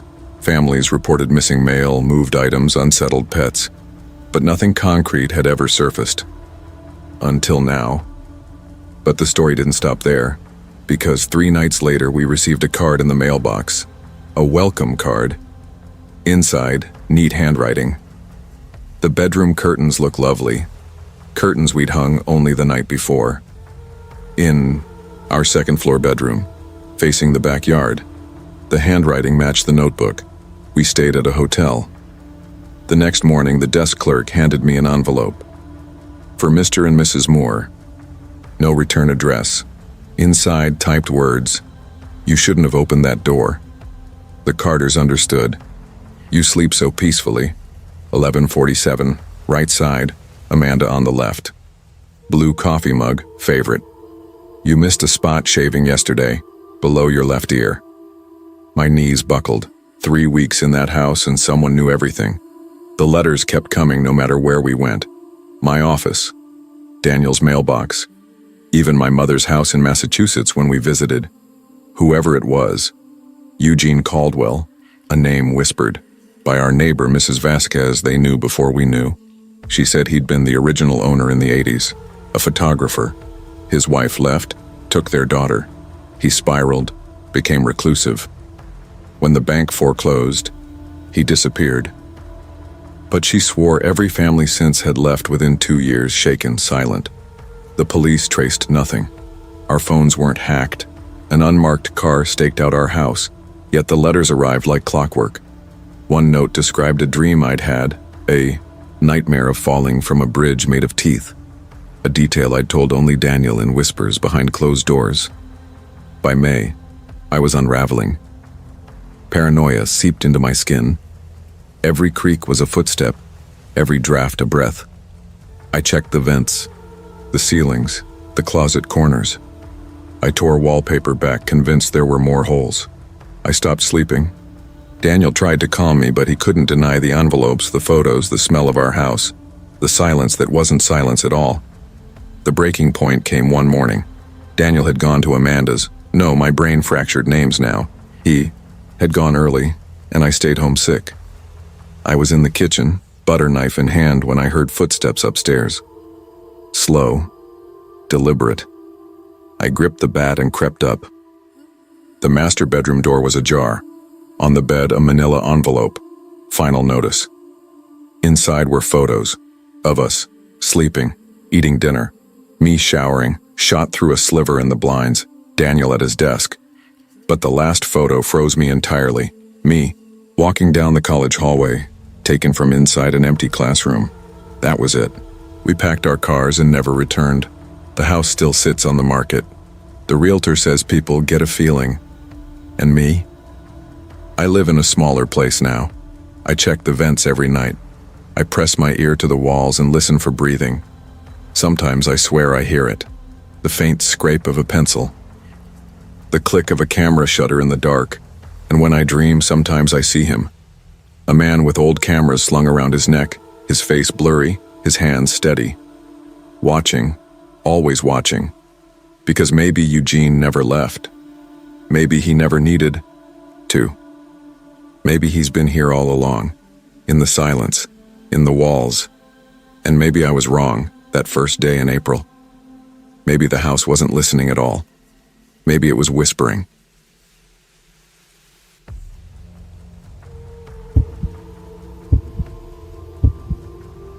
I was on my third cup of coffee when the call came in, and even now, years later, I can still hear the way Beverly's voice shook through the line, like she was trying to keep something from slipping out. She sounded rehearsed, brittle, all pleasantries and professional polish, but underneath it there was that tremor, a quiet insistence of fear. I should have recognized it right then. Instead, I chalked it up to nerves, to the way realtors always get when a property refuses to sell. My name is Claire, and back then my business partner Jenna and I had been running our little home staging company for 5 years. We specialized in what we like to call light miracles, turning cluttered, lived-in suburban homes into staged, neutral canvases ready for eager buyers. Most of our work was predictable. Beige couches, white bedding, a tasteful vase on the mantel, a plant in the corner to suggest life. We'd walked through basements thick with mildew and kitchens still wallpapered in oranges and browns from the 70s. But nothing we'd seen before prepared us for the Victorian on Maple Street. Beverly offered us double our rate if we started, immediately, which should have raised my eyebrows, but money was tight and Jenna was still paying off her student loans. I said yes before she even finished explaining. Though I caught one strange detail, something about the owner's granddaughter refusing to go upstairs because the house made her sick. Grief, I told myself. People feel strange things in old houses when someone they love has died. When Jenna and I pulled up that afternoon, I felt something like vertigo before we'd even gotten out of the van. The house didn't look right. It leaned back from the street like it was ashamed, as if it were trying to hide behind its hedges. The paint peeled in long strips like shed skin. The upper windows, fogged with grime, looked like cataract clouded, eyes staring down at us. Beverly was waiting on the porch with a key ring heavy enough to sink a boat.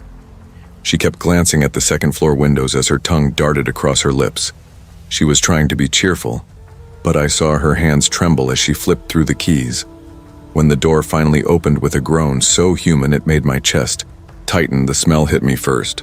Not rot or mold, but something sharper, medicinal, mixed with the sourness of sweat and fear. Inside, the living room felt suspended in time, the furniture outdated but not ancient, the wallpaper yellowed with stains shaped like blooming roses. What unsettled me most wasn't the furniture or the smell.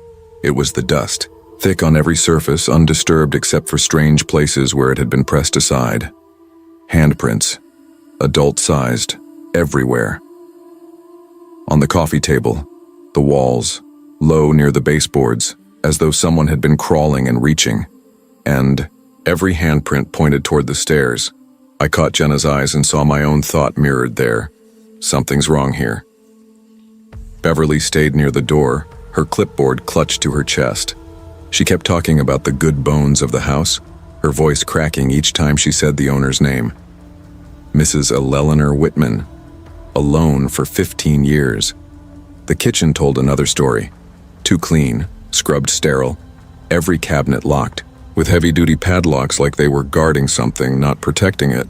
The table had 4 chairs, but only one was worn, grooves pressed deep where someone's hands had clutched and clutched. Around that chair, the floor bore scratches in a perfect semicircle, as if someone had tried again and again to pull away but couldn't. Jenna pulled open the only unlocked drawer. Plastic spoons, bundles of them, hundreds. Her face went pale. We worked anyway at first. We had to. The envelope Beverly had slid across the table was thick with cash, and walking away wasn't in our nature. But as the afternoon stretched, unease deepened. Handprints appeared everywhere we turned. Some fresh, some layered with more dust on top, like they'd been there for years. In the hallway, my knee brushed a mark on the hardwood. When I crouched down, I saw long scratches running toward the stairs. Deep, desperate, too deliberate to be furniture, too human. As I followed them, I noticed more at hip height along the wall, like someone had clawed for the doorframe, refusing to go where they were being dragged. The bathroom was worse, locks on the outside of the door. The tub marked with 4 worn patches, restraints once attached. The mirror taped over with newspaper. When I peeled a corner back, I saw words scratched into the glass beneath. Please. Hungry. Hundreds of tally marks.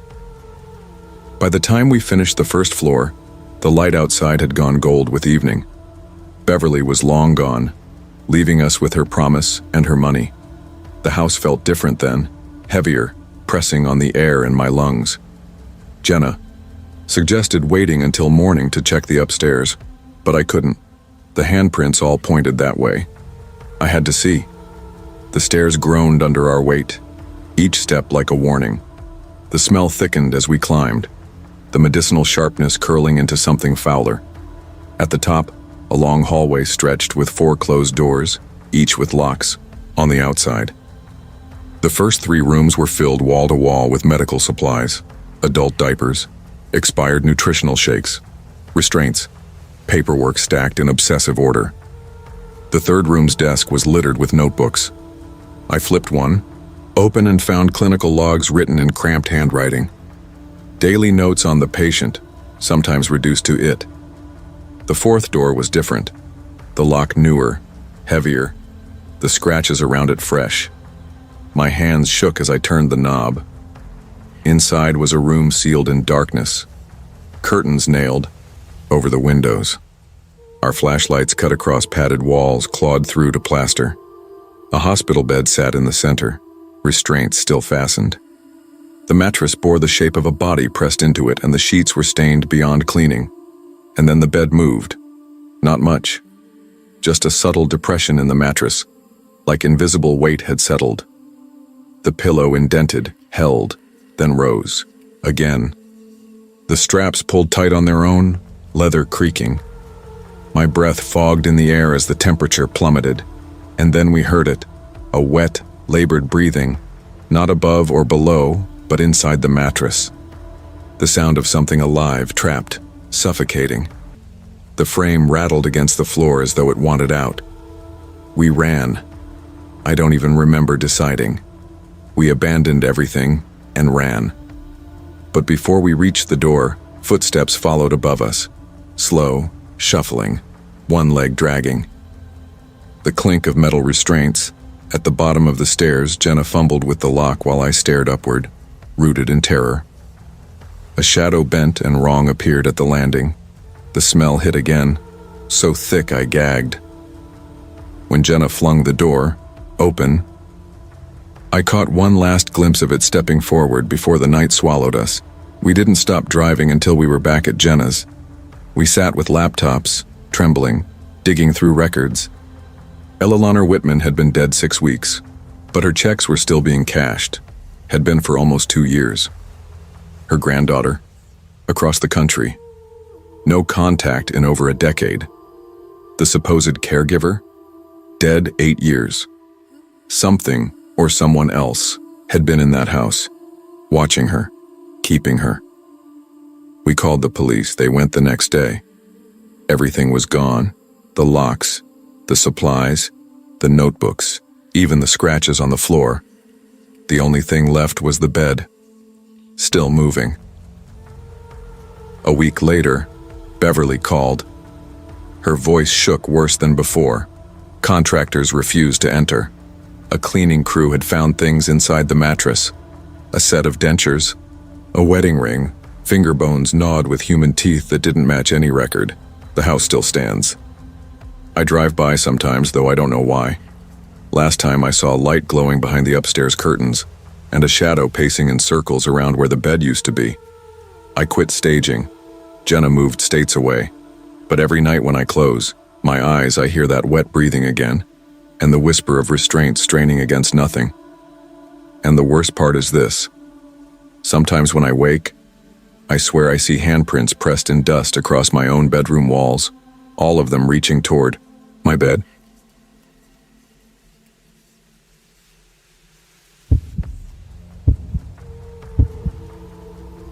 I knew something was wrong the first night I saw the statue turn its face toward our house. It wasn't dramatic. No loud crack of stone, no horror movie theatrics, just that uncanny wrongness of something familiar being slightly altered, the kind of detail you can't unsee once it registers in your brain. And yet for days I tried to convince myself it was nothing. That's how it always begins, doesn't it? The erosion of certainty, the way you second-guess your own senses until what you call normal life no longer feels solid beneath your feet. My name is Claire Thompson, 34 years old, mother of 6-year-old twins, Sophie and Jake, and wife to Evan, who works in software. I've been a nurse for nearly a decade, the kind of work that forces you to rely on logic, data, and muscle memory even when the world spins into chaos. But nothing in the sterile glow of a hospital prepared me for what moved into our lives the summer we bought the house on Oakwood Street. From the outside, it was everything we'd dreamed of. A white colonial with a wraparound porch, the kind of place people slow their cars to admire. A yard big enough for the kids to run until dusk. When we signed the papers in June 2022, I thought we had arrived, that the cramped apartment with paper-thin walls and a kitchen barely large enough for one person was behind us. The previous owners, the Millers, had lived there for 40 years. They left behind odds and ends, rusted garden tools, a sagging wicker bench, and 3 stone statues, planted deep in the backyard. That's what caught my eye the day we first toured the property. 3 children carved from weathered stone, each about 4 feet tall, standing in a loose semicircle near the old oak tree. Their faces had that unnerving, too detailed look, caught somewhere between innocence and accusation. Their clothes were old-fashioned, lace collars, knickers, tiny shoes with straps. When I asked Mrs. Miller about them, she just shrugged. They were here when we moved in, didn't have the heart to remove them. I didn't like them, though I couldn't explain why.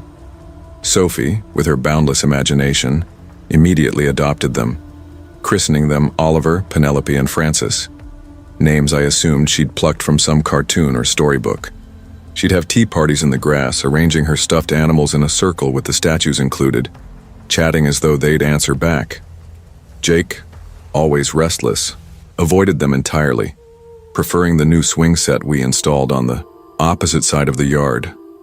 For a month, everything was perfect. Evan and I stayed up late on the deck, wine in hand, talking about how lucky we were. The neighborhood was quiet, the kind where kids still rode bikes until dark and neighbors waved from their porches. I was foolish enough to think we were safe. The first sign came on a Thursday in early July. I'd gotten up around 2 in the morning for a glass of water. As I passed the kitchen window, the backyard lit up in the glow of our motion sensor light.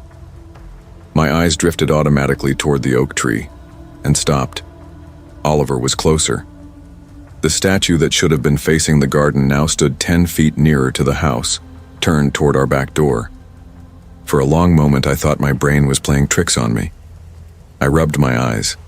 The silhouette didn't waver. The next morning, I told Evan over breakfast. He laughed, shaking his head. Probably teenagers screwing around. The thing can't be that heavy. But when I checked later, Oliver was back in place facing the garden again. No footprints in the grass, no disturbance, just silence. By Friday, unease gnawed at me. While Evan set up an old webcam in our bedroom window, I sat on the edge of the bed watching the statues framed in moonlight. That night, just before 2, I woke to a sound I can't describe. Something like stone grinding against earth. On the screen of Evan's laptop, the feed showed the statues shifting. Slowly. Painfully slowly. It wasn't like someone moving them. It was like watching shadows lengthen, like the hour hand of a clock creeping forward when you aren't looking directly at it. By 3 a.m., they had formed a triangle in the center of the yard, all three facing each other. "Claire, Jesus Christ," Evan whispered, his voice dry. I felt my stomach twist. The kids slept down the hall, oblivious, while outside our house, stone children rearranged themselves in some silent game. By sunrise, they returned to their original positions, as if nothing had happened. That weekend, I inspected them in daylight. The stone was cold beneath my hands, rough and pitted from age. Their eyes seemed to follow me, mouths parted slightly, almost breathing. On the base of each, faint carvings, spirals, stars, crude childlike drawings etched deep. That was when the obsession began. Evan tried to laugh it off, but I couldn't. I installed extra locks, checked the kids' windows compulsively, hovered in doorways at night listening for sounds I couldn't name. On Saturday night, the cameras caught something worse. Not just the statues, figures. 3 of them standing among the statues wearing blank white masks with only eye holes cut out. Their bodies blurred in shadow, but I knew they were watching. One mimicked Oliver's stance, one Francis's, one Penelope's. They didn't move, didn't breathe. Just stood there, silent, waiting. "Call the police," I whispered. By the time the officers arrived, the figures were gone. The statues had been rearranged into a line, facing our house. At their feet, weighted by stones, were 3 pieces of paper written in red ink. The first, "They remember what you've forgotten." The second, "Sunday brings revelation." The third, our house number repeated over and over, filling the page. The officers took our statements, bagged the notes, promised more patrols. One of them, Officer Daniels, looked at me with tired eyes and said, "Might be a cult thing. You might want to stay somewhere else for a while." But where could we go? The next days blurred. I researched obsessively. Old newspaper clippings revealed the land had once been part of the Morrison estate. In 1928, 3 children drowned in a pond on the property. Their names, Oliver, Penelope, and Francis. I hadn't told Sophie those names, neither had Evan. She'd whispered them herself, cradling her dolls. By Sunday, the weight of dread crushed everything. The house was too quiet. Even the birds were gone. Evan insisted on staying while I took the kids to my sister's. He wanted answers. He wanted to fight the shadows with evidence. That night, as the clock struck 9, the lights went out. Not the neighborhood, just our house. Evan stood at the window, phone in hand, while 2 officers on the property drew their guns and advanced toward the yard. Outside, 20 masked figures circled the statues, each holding a candle burning with a strange blue flame. Their voices rose in a low chant, a sound that vibrated in my chest even from inside. The statues began to sink into the ground, slow as if swallowed by earth. When the candles went out, silence followed. The figures scattered, disappearing into shadows faster than seemed human. All that remained were 3 rectangular holes, 6 feet deep. At the bottom of each, a metal box. Inside the boxes, toys from the 1920s, photographs of children, letters in red ink, warnings about disturbing the watching, references to something called the Perpetual Guardians. The police couldn't explain it. They called it trespassing, a cult, some elaborate prank. But fingerprints, DNA, nothing. The case went nowhere. We stayed in a hotel for 2 weeks. When we returned, The holes had been filled, new sod laid.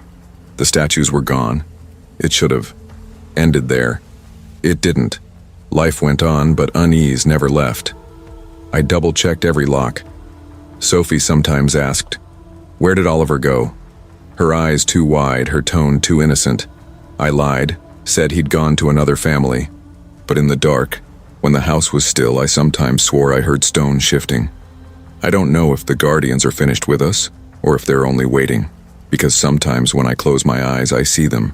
The masks, the blue flames, and the statues turning, faces angled toward my window, and I can't help wondering what happens when they decide we've forgotten again.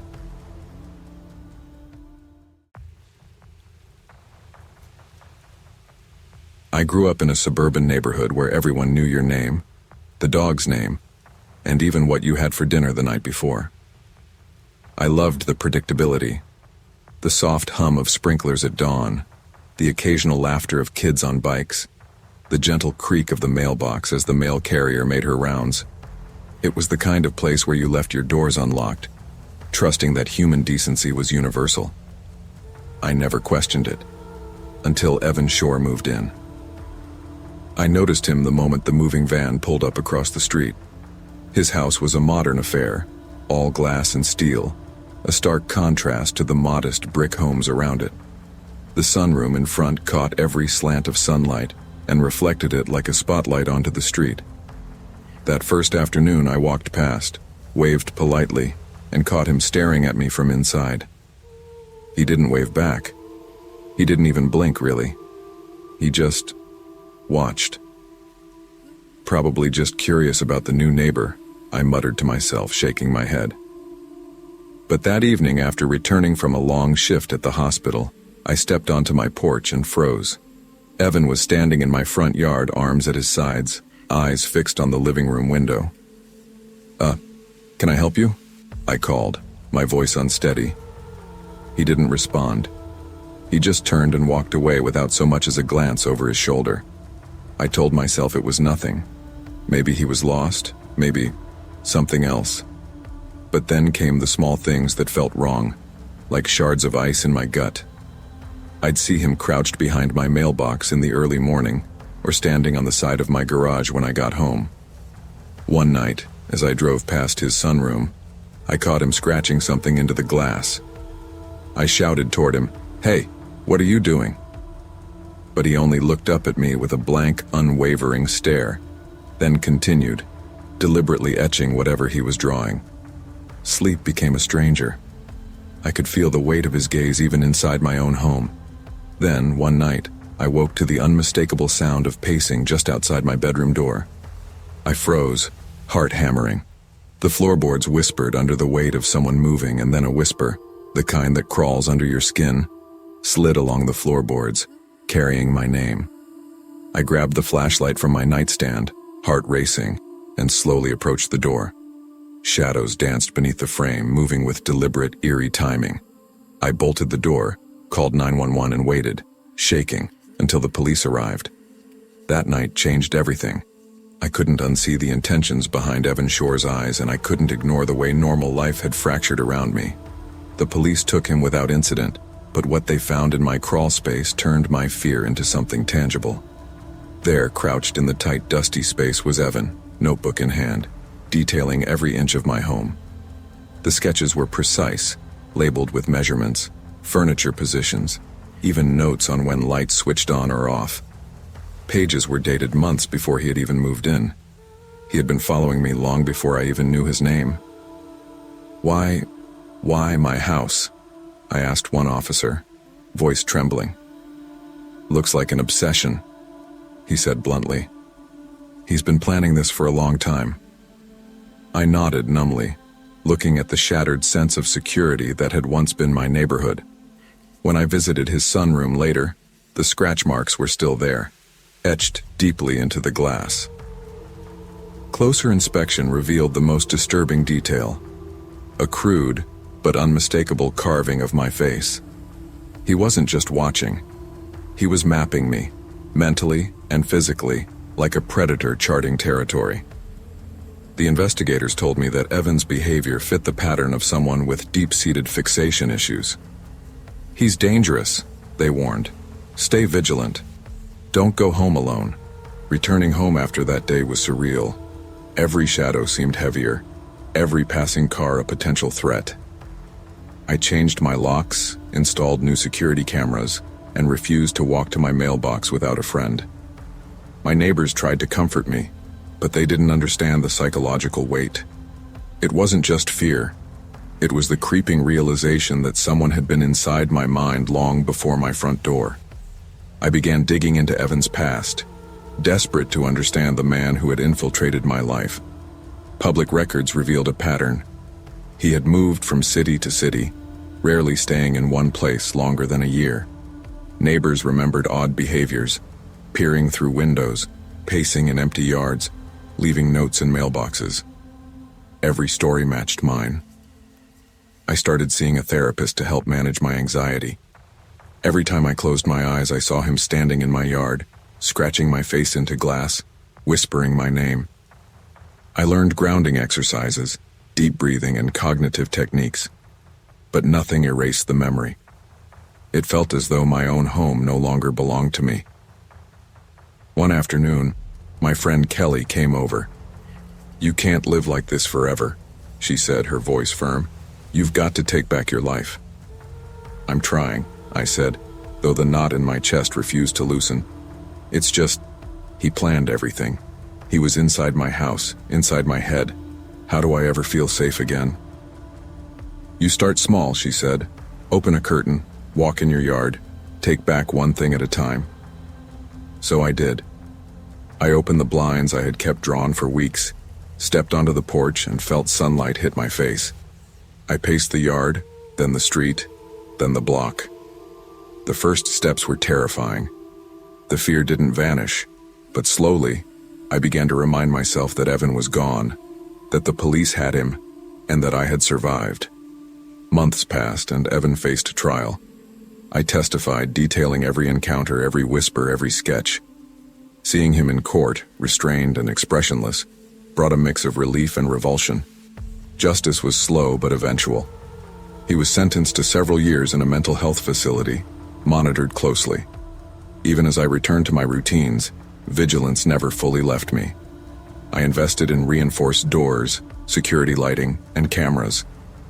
Every visitor's knock set my heart racing initially, but over time, I began reclaiming normalcy. Mailboxes were no longer terrifying, shadows no longer sinister, and the night no longer felt oppressive. I still looked at my neighbor's empty sunroom across the street occasionally, half expecting movement, half expecting nothing. Life had resumed, but the lesson of hyper-awareness, of recognizing danger even in mundane places, remained imprinted. Eventually, I sold the house. The memories of Evan Shore were embedded in every corner, every floorboard, every scratch on the sunroom's glass. I moved to a new town, a quieter neighborhood with friendly faces and no looming sunrooms. Slowly, I learned to sleep with doors unlocked, to step outside without trembling, and to trust my instincts again. This time, informed by experience rather than naivety.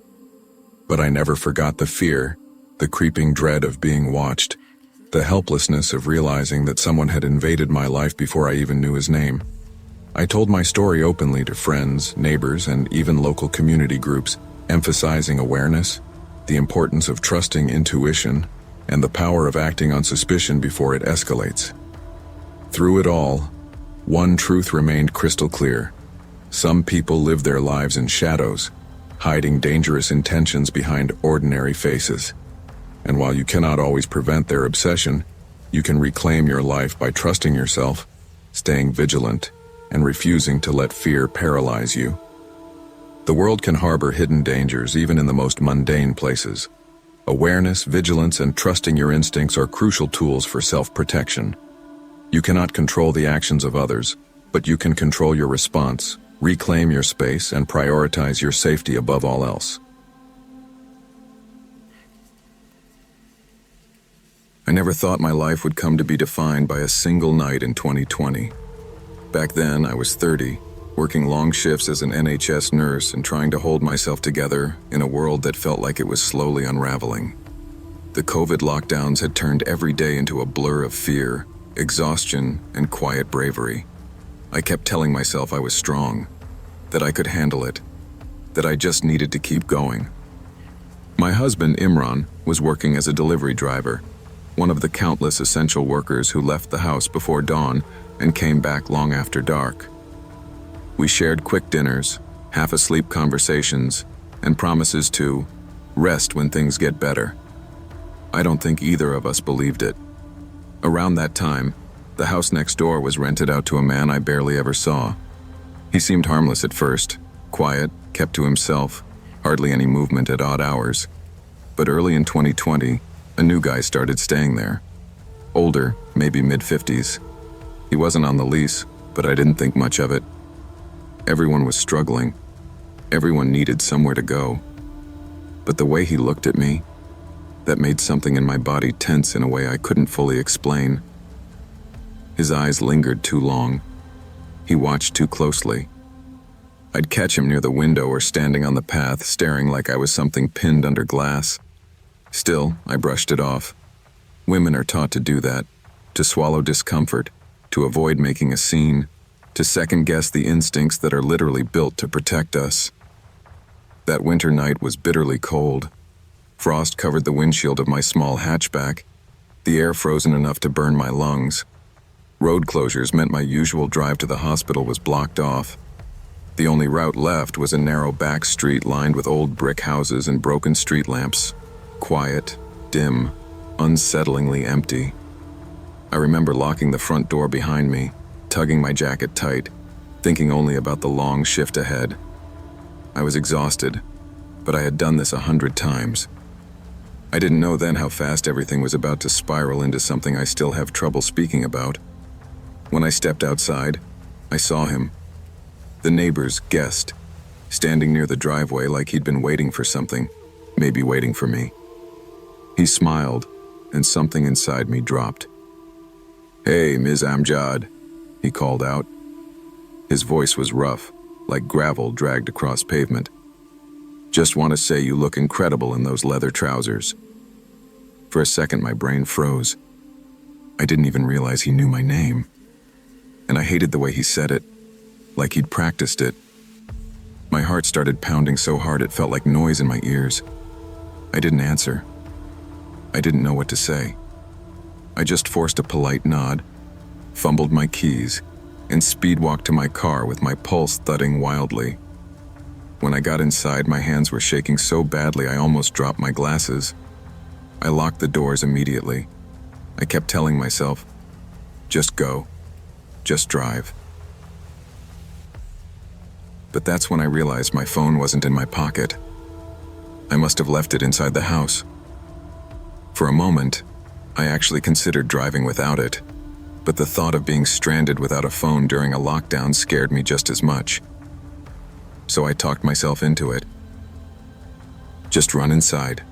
2 minutes. He'll be gone. I sprinted into the house, grabbed my phone off the counter, checked every window like a paranoid child, and finally stepped outside again. To my relief, the driveway was empty. He was gone. But the street felt too quiet, too hollow. I told myself I was overreacting, that stress was getting to me, that my kickboxing instructor's lectures about trusting instincts were just noise in my head. I wish I'd listened to them sooner. I put the car in gear and started down the dark street, trying to shake off the discomfort clawing up my spine. But barely 3 minutes later, I felt the car pull to one side. A sickening wobble, a scraping sound. I cursed under my breath and pulled over beneath a flickering streetlight. When I stepped out, my stomach dropped. The tire hadn't gone flat. It had been slashed. I stared at the tire, a cold wave of disbelief washing over me. I wasn't a mechanic, but even I knew a clean cut didn't happen by accident. I reached for my phone with trembling fingers. I needed help. Police, roadside services, anyone.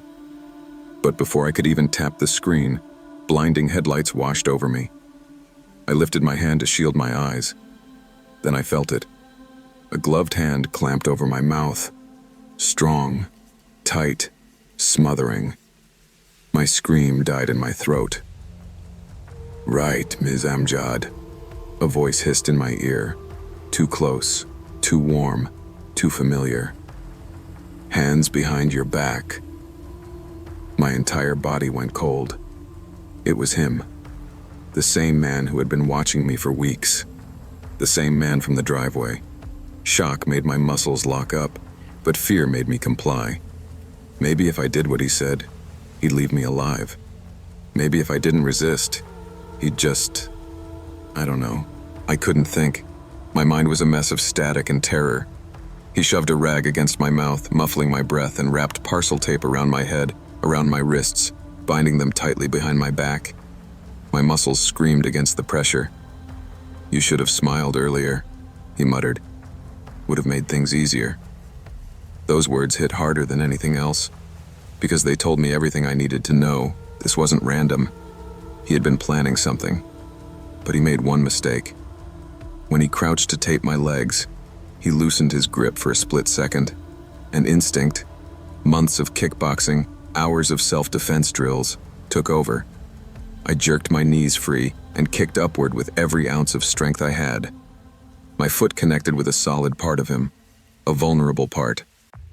He let out a pained grunt and stumbled. I kicked again, this time his face, hard. He fell backward into the dirt with a sickening thud. My hands were still taped, but adrenaline made me stronger. I twisted, pulled, dug my nails into the tape until the skin around my wrists burned. With one final yank, I tore myself free. I scrambled for my phone, breath coming in sharp, painful bursts. My fingers shook as I dialed the police. "Help!" I gasped. "Please, someone tried to kidnap me." And for the first time that night, I let myself cry. The police arrived within minutes. Blue lights painted the cold street in flashing streaks, and officers swarmed the scene like a coordinated wave. I remember sitting on the curb, wrapped in a blanket, shivering not from cold but from the shock that still held my body hostage. They found him a few yards away, dazed and staggering. He didn't fight. He didn't even look at me. He just smirked like he assumed he'd be home by morning. He wasn't. The officers asked me question after question. What did he say? What did he do? Did I know him? Had he threatened me before? I answered as best as I could, though my thoughts kept spinning and doubling back. When they searched him, they found a small folding knife, more tape, gloves, and what looked like a wallet without identification. No real ID, no documentation, no hint of his identity beyond one name he offered them: Alec. Whether it was real or fake, I never found out. The neighbor, who had rented the house, claimed ignorance, said he didn't know the man well, that he felt sorry for him, that he was just letting him stay a while. But the police weren't buying it. When they went inside, they found proof Alec had been there for months. Clothes, personal items, even notes he'd scribbled about delivery times on our street. One note had my name written across the top. My throat tightened when they showed me. "He's been watching you," the officer said gently. "Studying your routine." Something inside me cracked then, knowing he hadn't just acted on impulse, that he had planned, observed, waited, made the fear settle deep into my bones. Later that night, when Imran rushed to the station and wrapped his arms around me, I broke in a way I didn't expect. Not loud, not dramatic. Just silent tears that soaked his jacket while he held me like he feared if he let go, I'd vanish. The investigation moved quickly. The evidence was overwhelming. My statement was strong. My injuries were documented. The tire had clear marks from a blade. Alec was charged with attempted kidnapping and assault. I attended the hearing through video call because of COVID restrictions. He didn't look at the camera once, but the judge did, and her words still echo in my memory. This was a deliberate act of predation. He was sentenced. Not long enough, in my opinion, but long enough that I could breathe again, or at least start learning how. People talk about survival like it's the end of the story. Like once you're safe, everything just resets. But healing isn't a switch. It's a long, uneven road paved with sleepless nights and unexpected panic. For months, I couldn't walk to my car without checking the driveway twice. Couldn't step outside without scanning every window, every shadow. My therapist told me it was normal. "Your mind is trying to protect you," she said. "It just hasn't learned the danger is over." Therapy helped. Talking helped. Kickboxing helped even more. I threw myself into training with a fierceness I didn't know I had. Each strike felt like reclaiming a piece of myself he tried to take. Imran was patient through all of it. He'd hold my hand at night when the nightmares woke me. He'd walk with me to the mailbox, stand beside me while I warmed up the car, never once making me feel weak for being scared. Over time, the house next door became empty. The tenant moved out months after the incident. Sometimes I'd stare at that dark window and shiver, remembering the feeling of being watched. But the fear softened. The memory dulled. I learned to live again, to trust again, to breathe without checking over my shoulder. And eventually, I realized something important. I survived because I fought back. But I healed because I allowed myself to accept help. Even today, years later, I still carry that night with me. Not as a shadow, not as a scar, but as a reminder that instinct is a lifeline. And courage isn't the absence of fear. It's choosing to act even when fear is screaming inside you. Trust your instincts. They're often the first warning your mind gives you when something is wrong. And remember, awareness, preparation, and self-defense can save your life, but reaching out for help is what helps you reclaim it.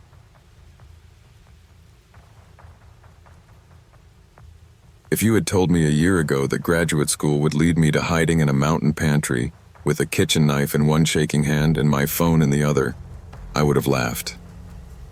Back then, I was the kind of person who posted every study nook, every hike, every cozy morning on Instagram. Life felt simple, predictable, safe. When my program in Denver accepted me, I was thrilled. I'd always wanted to study environmental psychology, and being this close to the Rockies felt like the perfect backdrop for the next chapter of my life. Housing near campus was expensive, though, so I rented a small 2-bedroom cabin about 40 minutes up into the mountains. It was quiet, scenic, and surprisingly affordable, probably because it was isolated enough that you had to plan grocery trips like expeditions. My roommate Elise was studying wildlife biology and spent most weekends camping or traveling for fieldwork. That meant I often had the place to myself, which I didn't mind. I liked the peace. I liked the way the wind sounded through the pines. I liked feeling removed from the noise of the city. But isolation hits differently when something feels wrong. It was late October, the air already bitter, the sky dark by the time I left campus. I was exhausted after a marathon day of presentations, but the thought of curling up in front of the fireplace kept me going. The drive up the mountain was quiet. So quiet, I turned the radio on just to fill the space. When I pulled into the driveway, I immediately noticed the cabin's porch light wasn't on. I usually left it on if I knew I'd be returning after dark. I convinced myself I'd forgotten, grabbed my backpack, and headed inside. The moment the door shut behind me, something felt off. I wish I had a better word for it, but that's really the only way to describe it. Off. Wrong in a way my body understood before my mind did. It wasn't until I walked into my bedroom and saw my lamp turned on, the lamp I always switched off before leaving, that my stomach tightened. And when I noticed the back door was unlocked, a cold shiver crawled up my spine. At first, I did what most people do. I reasoned with myself. I'd been tired this morning. Maybe I forgot to lock the door. Maybe I turned on the lamp to find my earrings. Maybe I kicked my hiking boots without realizing it. Maybe. But my brain couldn't ignore the uneasiness curling in my chest. Elise wasn't home. Her car wasn't even in the state. And I knew myself well enough to know I didn't just forget things like this. I dropped my backpack on the kitchen counter and tried to shake off the feeling. That's when my phone buzzed in my jacket pocket. Motion detected. Back of property. The cabin had an old security system the owners installed years ago. Nothing fancy, just a basic motion sensor that sent automated alerts. Normally it caught raccoons or deer or the occasional nosy fox. But this time, I felt the alert in my bones. I walked slowly toward the back window, every step heavy. The porch light out back was dim, but enough to cast a muted glow onto the tree line. And then I saw him. A man in a heavy coat stood just beyond the trees, completely still, facing the cabin, watching. My breath caught in my throat. For a moment I honestly thought I was imagining it, until he shifted slightly, as if adjusting his footing. I backed away from the window so fast I bumped the table behind me. My hands trembled as I dialed 911. 911, what's your emergency? There's someone outside my cabin, I whispered. He's watching the house. I'm alone. Is the person approaching you? I don't know. I can't see him now. Stay on the line with me. We're sending deputies. Do not go outside. I tried to focus on her voice, but my heartbeat was too loud, drowning out everything. A soft knock sounded at the back door. The air left my lungs in a sharp gasp. Then the knock came again, gentle, rhythmic, almost deliberate. The handle jiggled. My blood ran cold. Someone was trying to get in. Ma'am, are you safe? The dispatcher asked. No, I whispered. Someone's at the door. They're trying the handle. Find a secure place in the house, somewhere with a lock. The pantry, small, windowless, tucked behind the kitchen shelves. I moved fast but quietly, phone pressed to my ear as I tiptoed across the floor. My hands shook as I shut myself inside and slid the bolt into place. Darkness swallowed the space except for the faint light from my phone. Outside, footsteps circled the house. Slow, unhurried, like whoever was out there wasn't worried about being caught. Then I heard a voice. A second man, whispering. My mouth went dry. They study the layout, the dispatcher said suddenly after asking me to describe the cabin. Don't talk, just listen. This might be important. Outside, the footsteps paused. Something scraped across the siding. The whispering grew clearer. Basement window. Try it. Basement window. My heart dropped. The basement wasn't finished. The windows weren't reinforced. The locks were old. I'd always meant to tell the property owners, but it never felt urgent. Now it felt like life or death. A loud crack echoed through the house, the sound of glass breaking. I covered my mouth to stifle a scream. They're inside, I whispered. Deputies are close, the dispatcher said. Stay silent. Do not move. I pressed myself against the far wall, the cold shelves digging into my back. My breath shook, barely controlled. I heard heavy footsteps downstairs, the creak of old wooden steps as they climbed, then rummaging, drawers opening, something crashing to the floor. They were searching. But for what? Or for who? One of the men whispered again, too soft to make out the words, but the tone carried something that made my skin crawl. Another sound split through the house, a shrill alarm from the security panel the intruders had tripped. And then, the most beautiful sound I'd ever heard. Sirens. Faint, distant, but growing closer. The men bolted. I heard their footsteps thunder across the living room, out the way they came, and disappear into the woods. When the pantry door finally opened, a deputy's flashlight beam nearly blinded me. It's okay, he said gently. You're safe now. I'd never cried from relief before that night. I sat wrapped in a blanket on the porch stair while deputies inspected the damage, broken basement window, muddy footprints, fingerprints smudged along the back door. They moved methodically, talking in low tones, their radios crackling in the cold night air. One of them, Deputy Alvarez, crouched beside me. This wasn't random, he said.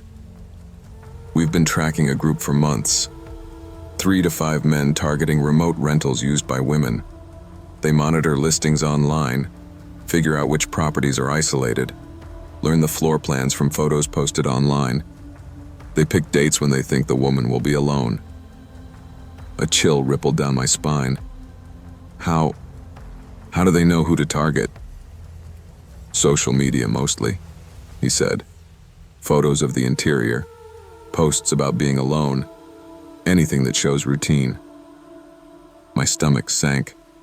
Suddenly, every innocent post I'd made, showing the loft bed, the study corner, the little reading nook by the window, felt like a breadcrumb trail I didn't know I'd laid out. We think they were watching the place earlier today, he continued, trying doors, looking through windows. They probably expected you to be gone longer. It made sense now. The lamp, the door, my boots moved. Did they take anything? I asked. He hesitated. No, which tells us they weren't here for property. The meaning hung heavy in the night air. I swallowed hard. Are you saying they were here for me? His silence answered before his words did. We believe so. And you did the right thing calling immediately. That may have saved your life. A shiver ran through me that had nothing to do with the cold. Deputies stayed at the cabin until nearly 3 a.m., exploring the woods, marking evidence, taking my statement. When they finally drove away, I realized there was no part of the house I wanted to sleep in. I didn't sleep that night at all. I didn't return to the cabin for several days. I stayed with a friend in Denver, barely able to close my eyes without imagining footsteps outside the door. The sheriff's office arranged extra patrols near the property, but the woods were too vast, the shadows too deep. Eventually, I had to decide whether to break my lease or go back. When I finally returned, it was daytime, bright, cold, and eerily quiet. The broken basement window had been boarded up, the security system had been upgraded, new locks were installed. Still, my chest tightened with anxiety as I walked through the door. Every creak, every gust of wind outside, every flicker of light made me flinch. My mind kept replaying the voices, the knocking, the moment I saw the figure in the tree line. I began therapy. I learned that trauma sits in your body like a weight that shifts when you least expect it. I learned that feeling paranoid after surviving something real isn't paranoia, it's memory. Slowly, I took steps to reclaim my space. I rearranged furniture, added brighter lighting, installed cameras, and stopped posting anything about where I lived or when I was alone. Elise returned from her fieldwork trip shocked and furious on my behalf, another anchor reminding me I wasn't surviving this alone. By the time winter settled into the mountains, the cabin felt a little less suffocating. Not safe exactly, never fully safe, but no longer a battleground in my mind. I don't know who those men were or where they went. Deputies said the group moved often, that catching them was complicated. But I do know something with absolute certainty. That night changed me, not into someone fearful, but someone aware. Someone who listens to the instinct I once brushed off. Someone who understands that safety isn't just doors and locks. It's knowing when your environment shifts, and believing your own alarm bells. Protect your privacy, online and offline. What feels harmless to share can become a map for someone with the wrong intentions. Trust your instincts, secure your space, and never underestimate the importance of awareness. I used to think moving to Colorado would fix everything. My stress, my loneliness, the way I sometimes felt like a ghost drifting through my own life. At 30, after burning out from years as a ranger in Utah, I wanted quiet, real quiet. Not the artificial silence of soundproof walls in apartment buildings, or the numb quiet of exhaustion after a double shift. I wanted mountains, cold mornings, pine trees, and the kind of stillness that didn't feel like a threat. So when the Park Service offered me a position in a tiny mountain town called Pine Haven, I said yes before I had time to talk myself out of it. Mr. Denton appeared on day one like a character written just for a brochure. Polite, soft-spoken, silver-haired with a gentle Western drawl that made him sound trustworthy by default. He rented me a 2-story house on the edge of town. Creaky porch, big backyard, windows that glowed gold in the afternoon light. It was the kind of place you'd paint on postcards, except for the locked room upstairs. "Oh, that one?" he'd said, jingling the keys but not offering that one. "Old structural problems. Floor isn't safe. Just leave it be." I didn't press him. I was tired. I just wanted a home. For the first week, life felt almost peaceful. I hiked every morning before work. I cooked real breakfasts. I slept more than I had in years, until the noises started. At first, it was a soft thud behind the locked door. Maybe a shifting board, I told myself. Mountains get cold at night. Wood moves.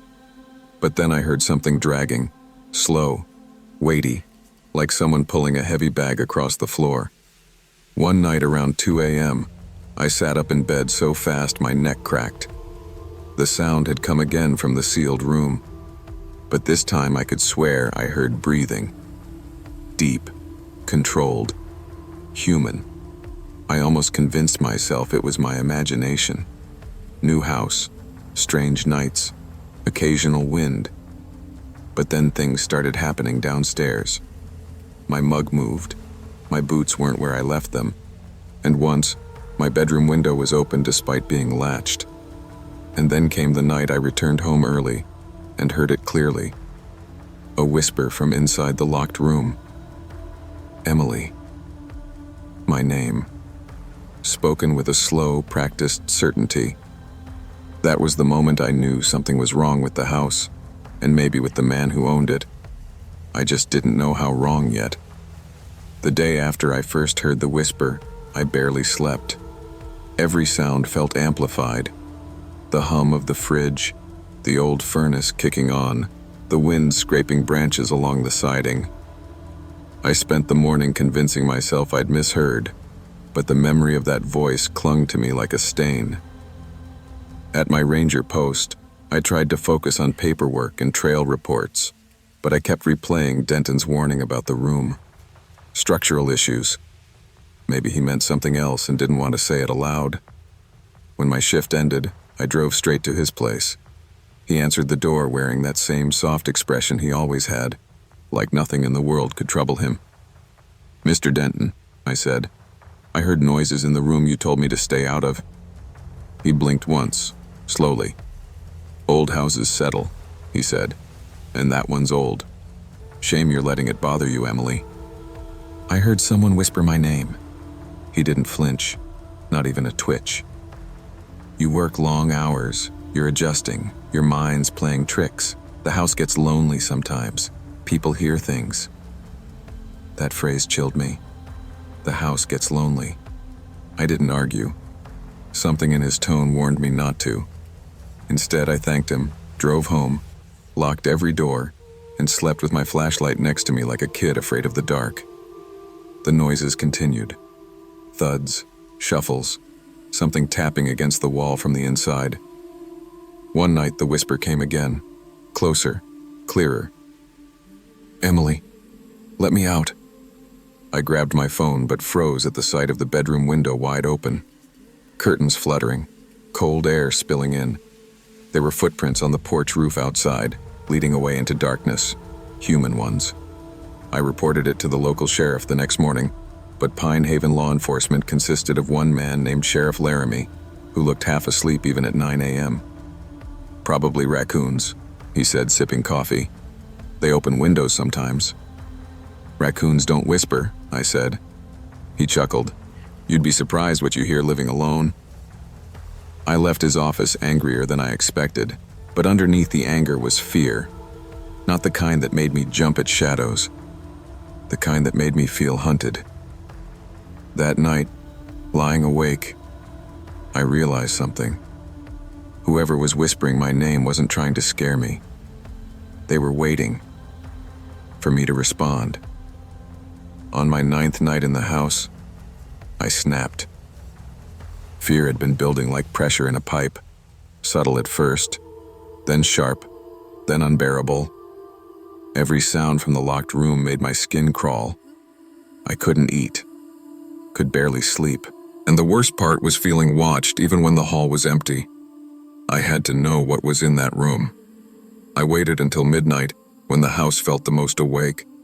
I stood outside the sealed door with a hammer and chisel I'd borrowed from the ranger station. My heart pounded so loud I worried whoever, or whatever, was inside would hear it. I pressed my ear to the door. Silence. Not quiet. Silence. Too perfect. Too deliberate. I wedged the chisel under the lock and hit it once. Twice. 3 times. The old metal snapped. The door creaked open a few inches, spilling out a smell I couldn't place. Stale air, sweat, maybe even something metallic. The room looked ordinary, dusty, abandoned. No furniture except a collapsed cot and a shelf. Cracks in the wall. But the floorboards near the far corner looked newer, less worn. I walked closer. The board shifted slightly under my weight. A hidden seam. I knelt, slid my fingers along the edge, and pried it up. Beneath it was a wooden handle attached to a trapdoor. My breath caught. This wasn't a room with structural issues. This was an entrance. I opened the hatch, and a cold draft rose from below. The staircase was narrow, steep, and swallowed by darkness. I turned on my flashlight and climbed down. The cellar wasn't like anything I expected. It wasn't for storage.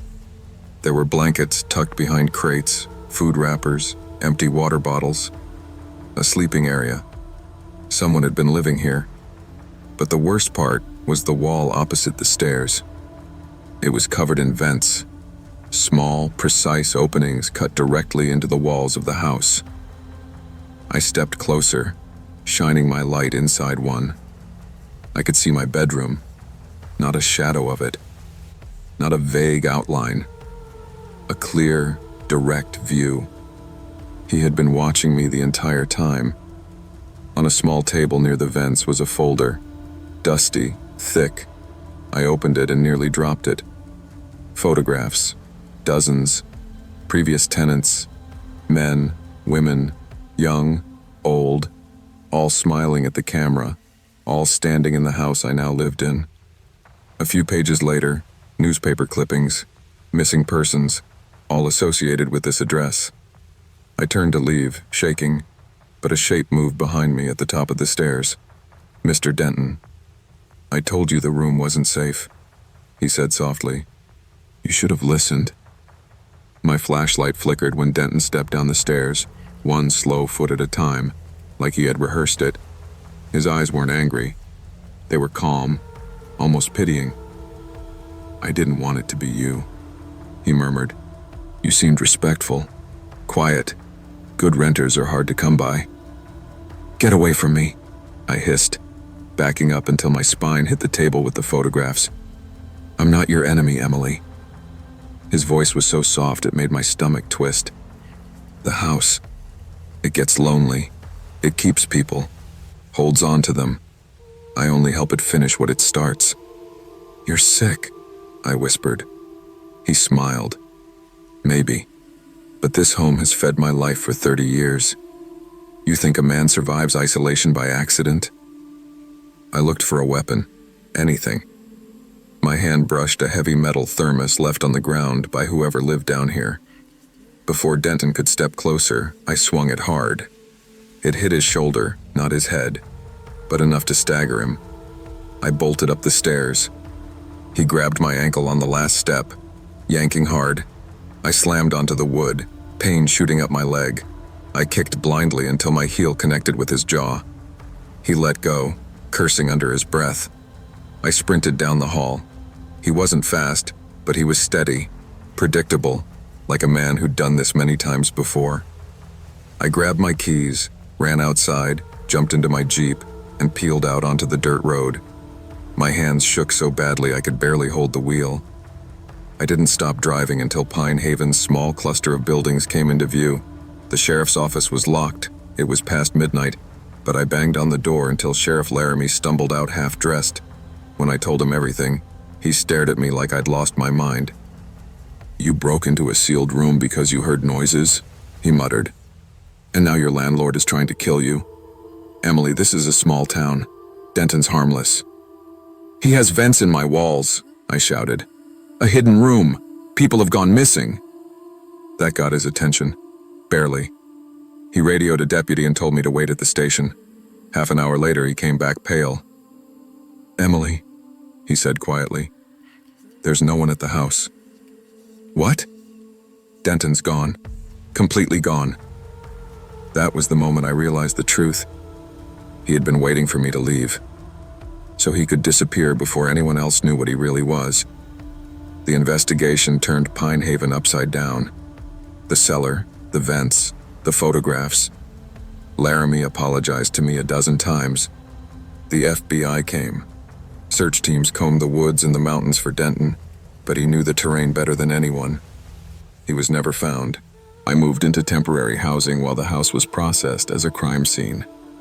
Some agents called it a shrine. Others called it a hunting ground. I called it something simpler. A place built to make people disappear. Weeks passed, then months. Winter fell over the mountains, and the town carried on like it always had. People whispered about the case in the diner. Parents locked their doors earlier.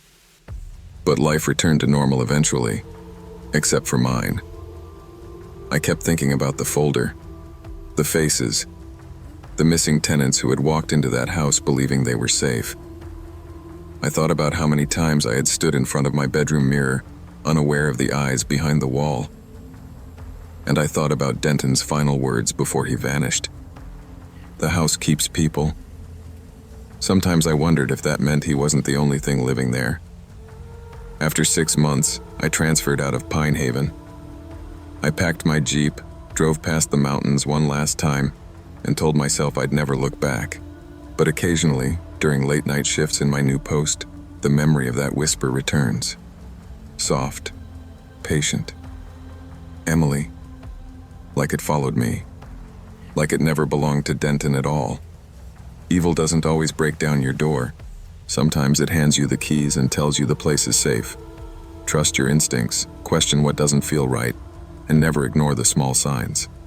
They are often the warnings that save your life.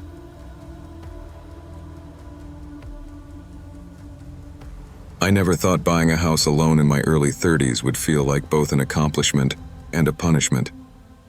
After years of renting tiny apartments in Denver, paper-thin walls, street noise at all hours, neighbors who fought loudly about the same 3 things, I wanted quiet. Space. A place I could finally call mine without worrying about lease renewals or deposits. So when I found a 2-story place on a rural road outside a town called Willow Bend, it felt like a sign. Affordable, secluded, old but solid. The kind of house that smelled like pine floors and late autumn. A house with creaks that meant character, not danger. At least that's what I told myself when I signed the papers. The first week was supposed to be peaceful. I unpacked slowly, taking my time with every box, putting things where I actually wanted them. I painted one wall, repaired a cabinet hinge, felt proud in small, quiet ways. It wasn't until the first stormy night that the house began to feel off. Wind rattled the shutters, rain hammered the roof, and lightning lit the hallway in quick, sharp flashes. I was crouched on the living room floor unpacking books when I heard it. Soft footsteps above me. Slow, measured, like someone walking carefully across old floorboards. I froze and stared at the ceiling. The attic entrance sat in the upstairs hallway, sealed shut with paint so old it had fused the hatch to the frame. The inspector had told me no one had been up there in decades. At first I convinced myself it was lumber expanding. Storms do weird things to old houses. But the footsteps didn't shift randomly. They paced. 5 steps one direction. Pause. 5 steps back. My heart started racing. I turned up the TV, trying to drown it out, but another thunderclap hit, and the lights flickered. The footsteps stopped abruptly, like whoever, or whatever, was up there had paused to listen. I grabbed my flashlight and climbed halfway up the attic ladder. The hatch groaned as I pushed it open a few inches. Dust drifted down like old snow. I shined the light inside. Just boxes, cobwebs, silence. I closed the hatch, climbed down, and tried to laugh at myself. New house, storm, imagination. But later, long after the footsteps stopped, I still felt uneasy. As if the house wasn't empty, as if someone else had already claimed it long before I arrived. I told myself the storm had made the house act strange. That old wood complained in bad weather. That loneliness had a way of playing tricks on the mind. But the next night the strange sounds came back, and this time they were more deliberate. I was brushing my teeth, standing barefoot on the cold tile of the upstairs bathroom, when I heard it. Breathing. Faint, slow, steady. At first I thought it was coming from the vent. Maybe the wind tunneling through the ducts. But as I leaned closer, I realized the sound wasn't metallic or hollow. It was warm, human. It was coming from inside the wall behind my bedroom. My whole body went cold. I stood perfectly still, toothbrush hanging out of my mouth like an idiot. The breathing grew slightly louder, and then came a dragging sound. Long, rough, like something heavy being pulled across insulation and beams. It moved down the length of the house. I backed away from the wall, heart pounding. Nope, I whispered to myself, like the word could banish fear. I grabbed my phone and called the only neighbor I'd met so far, a retired guy named Hank who lived a quarter-mile down the road. He picked up on the second ring. "Everything okay over there?" he asked. "Not really," I said. "I think there's something, or someone, in my walls." He didn't laugh. "Stay on the phone. I'm coming." As we talked, the drag sounded again, closer this time, as if whatever was in there knew I wasn't alone anymore. Then came the heavy thump, right inside the crawl space behind my closet, the kind of sound a human body makes when it accidentally bumps into something it didn't expect. "Did you hear that?" I whispered. "I heard it," Hank said. "Don't go near it. I'm turning into your driveway now." I checked the front window. His truck wasn't there yet. But the second I stepped back into the hallway, I noticed something that made my skin crawl. My bedroom door handle was turning. Slowly, cautiously, like someone testing it, then realizing it was locked. The handle stopped. Silence returned. Hank banged on the front door seconds later, shouting my name. I ran downstairs to let him in. He rushed inside, flashlight raised, scanning the hall. Something inside my walls shifted one last time, almost a sigh, and then everything went still. But the quiet didn't comfort me. It felt like hiding. Hank insisted we call the police immediately, but part of me felt ridiculous. What would I even say? "Hi, I think my house is breathing." But after what we'd heard over the phone, and what I'd seen with my own eyes, Hank didn't give me the option. Deputy Mallory arrived first. Younger than I expected, steady voice, but uneasy the second he stepped inside. "You said the noises were coming from upstairs?" he asked. "Inside the walls," I said, "and the attic." He raised an eyebrow. "No sign of forced entry outside." "Because they didn't come through the outside," Hank muttered. Mallory sighed like he thought we were overreacting, but he followed us upstairs anyway. I pointed to the closet where the thump happened. He tapped the wall with his flashlight. Hollow. He crouched, shining the light along the baseboard. "What the hell?" "Tiny pry marks. Fresh. Someone's been messing with this panel," he said. He wedged a flathead screwdriver into the gap and pulled. The panel popped off with a groan of old wood. A rush of cold air seeped out. The crawl space was dark, narrow, and deep. far larger than any I'd seen. Dust and insulation lay disturbed, not evenly settled. Someone had definitely moved through here. Mallory crawled inside with his flashlight. "Stay here," he said. But Hank muttered, "Like hell," and crouched nearby, ready to help. I stood frozen, listening to Mallory shuffle deeper and deeper into the space. A full minute passed before he called out, "I found something." He backed out holding a gray hoodie, filthy, sweat-stained, human-sized, and then he said something that made my stomach drop. "This opening goes straight into the attic." I stared at him. "That attic is sealed shut." Mallory shook his head. "Not the part I just found."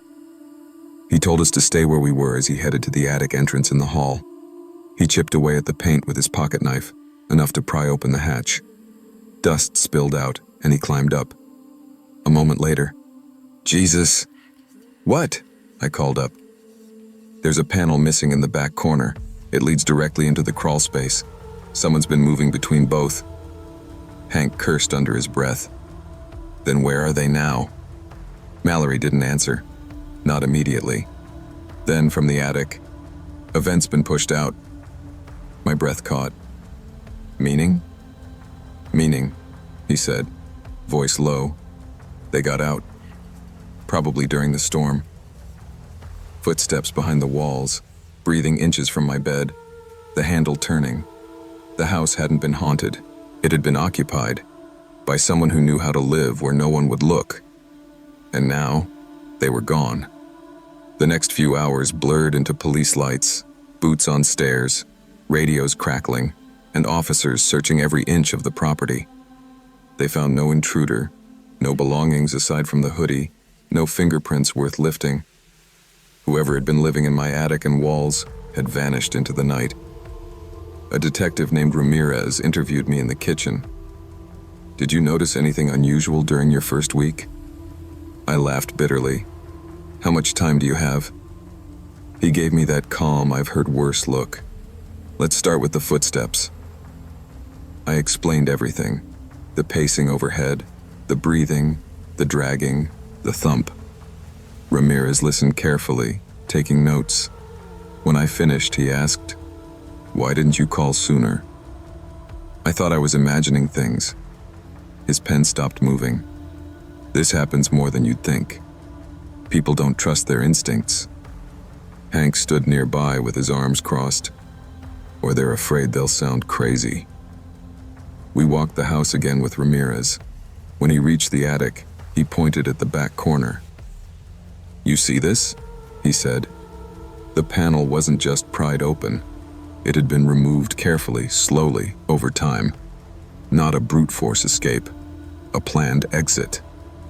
"Judging by the dust pattern," Ramirez said, crouching, "they've been here for months, maybe years." I felt sick. He continued, "Somebody lived up here, ate up here, slept up here, and I'm willing to bet they watched you move in and tried to figure out how long they could stay." I wrapped my arms around myself. "Do you think they'll come back?" Ramirez didn't answer at first. Then he said, "Most don't, but some return to familiar places." Hank put a hand on my shoulder. "You're staying at my place tonight, non-negotiable." I didn't argue. As we left, I paused in the doorway and looked back at the house. The lights glowed warmly through the windows, inviting, safe-looking. A lie. A place doesn't feel like home when you're not the only one living in it. I never spent another night in that house. Not one.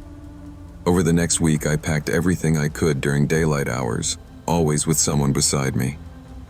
First Hank, then my sister. Then finally a moving crew who didn't ask many questions once they heard the police tape story. Detective Ramirez checked in twice during that time. "Still no sign of the person," he said. "We circulated the hoodie and footprint measurements to nearby counties, but nothing matches." "Do you think they picked the house because it was rural?" I asked. He hesitated. "Honestly, they picked it because it was easy, quiet, secluded, and they knew you wouldn't notice them right away." Not comforting. The house felt different after knowing the truth. The walls seemed thinner, the air colder, Even during the day, I felt like someone was peering from behind the vents, watching me box up my belongings.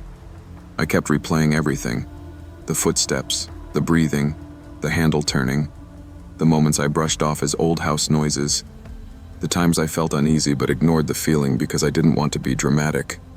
Ramirez walked me out on my last visit. "If you want advice," he said quietly, "don't blame yourself.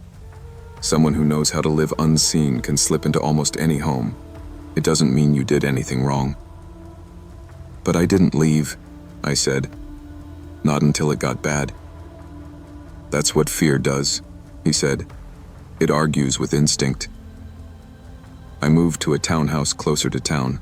Smaller, louder, shared walls, neighbors I could hear laughing through the vents. And for the first time, I appreciated that sound. Noise meant life. Noise meant people. Noise meant I wasn't alone with someone hiding just out of sight.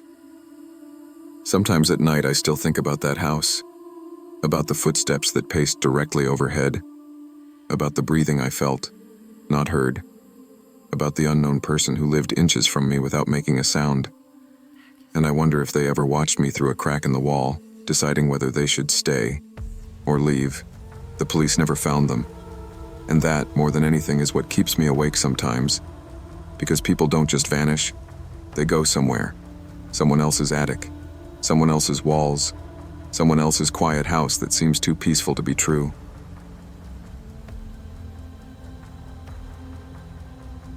I bought the house because I was tired of temporary living. Tired of rotating apartments, of noisy neighbors, of feeling like my life was stuck in the waiting room of adulthood. I wanted roots, stability, a small place near the coastline where I could hear the ocean when I cracked the window at night. The fixer-upper on Willow Shore Lane wasn't perfect, but it had personality. Soft blue shutters, scuffed hardwood floors, and a basement that smelled like sea salt and old concrete. It felt lived in, but not haunted, at least not at first. When I moved in, I told myself the place just needed love. A few repairs, some paint, maybe a sturdier railing on the stairs. I didn't mind the quirks. The sticky front door, the humming pipes, even the old basement door that didn't quite latch unless I leaned my whole weight on it. The first morning I found it slightly ajar. I blamed the humidity. The coastline does strange things to wood.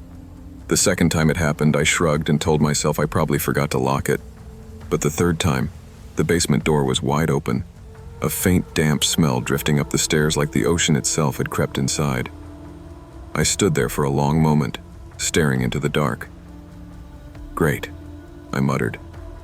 A raccoon moved in before I did. I bought a cheap motion sensor camera online, set it up at the bottom of the stairs. The app pinged my phone every night around 2 or 3 a.m. Movement detected, but every clip was blank, just a grainy room, empty. So it's the house settling, I told myself, or bugs, or the camera's glitching. But then came the footprints. Damp, bare, human. They appeared on the concrete floor near the water heater, and each time I found them, my stomach dropped a little lower. They didn't belong to me. I rarely went down barefoot, and they were too large anyway. I tried to convince myself it was condensation, maybe a leak, something logical. But deep down, something in me tightened with a quiet, unsettling certainty. Someone knew this house better than I did, and someone else had been here long before I arrived. I tried not to jump to conclusions. Houses have drafts. Basements hold moisture. Strange noises happen. But I couldn't shake the feeling of being watched, especially on nights when the coastline fog rolled in thick and slow. One evening after work, I walked into the kitchen and felt that unmistakable sensation of being observed. I looked out the window, half expecting someone to be standing in the yard. Nothing but the dusk settling over the grass. I decided I needed answers. I bought stronger locks, reinforced the basement door, and sprinkled flour near the entrance, thinking I'd catch an animal. If I wasn't dealing with something human, I wanted proof. The next morning, the flour was untouched, but the basement door was open again. "What the hell?" I whispered. The warped frame theory suddenly felt flimsy. I never heard the door creak open during the night, which meant someone, or something, was opening it quietly. I called my friend Layla. She was an emergency care worker who'd seen her fair share of frightening situations, and she listened with a seriousness I didn't expect. "You need to be careful," she said. "During the pandemic, I had someone track my routines. He almost got into my house." "What?" I asked, thinking she was exaggerating, but she wasn't. She told me about the neighbor's empty home, about the man hiding inside, watching her deliveries and schedules, how he tried to attack her, how she had to fight him off. The line went quiet for a moment. "Mia," she said softly, "people hide in places you wouldn't believe." Her voice lingered with me long after the call ended. That same night, I heard something in the basement. A shuffle, a soft thud, definitely too heavy for an animal. My throat tightened. I sat at the top of the stairs holding my phone like a shield. "Go away," I whispered to the dark. "Whoever you are, just go away." No reply. No footsteps retreating, only silence. Eventually, I forced myself to walk back to bed, but I barely slept. Every creak felt deliberate. Every shadow seemed to breathe. The house was no longer just quirky. It was reactive, like it was listening. And this time, I wasn't sure if I wanted to know the truth. The night the power went out, the house felt wrong from the moment the lights died. The storm outside was brutal. Wind that sounded like it was peeling the siding off. Rain hammering the windows. Thunder rattling the dishes in the cabinets. I grabbed my lantern and headed for the basement, because of course the breaker panel was down there.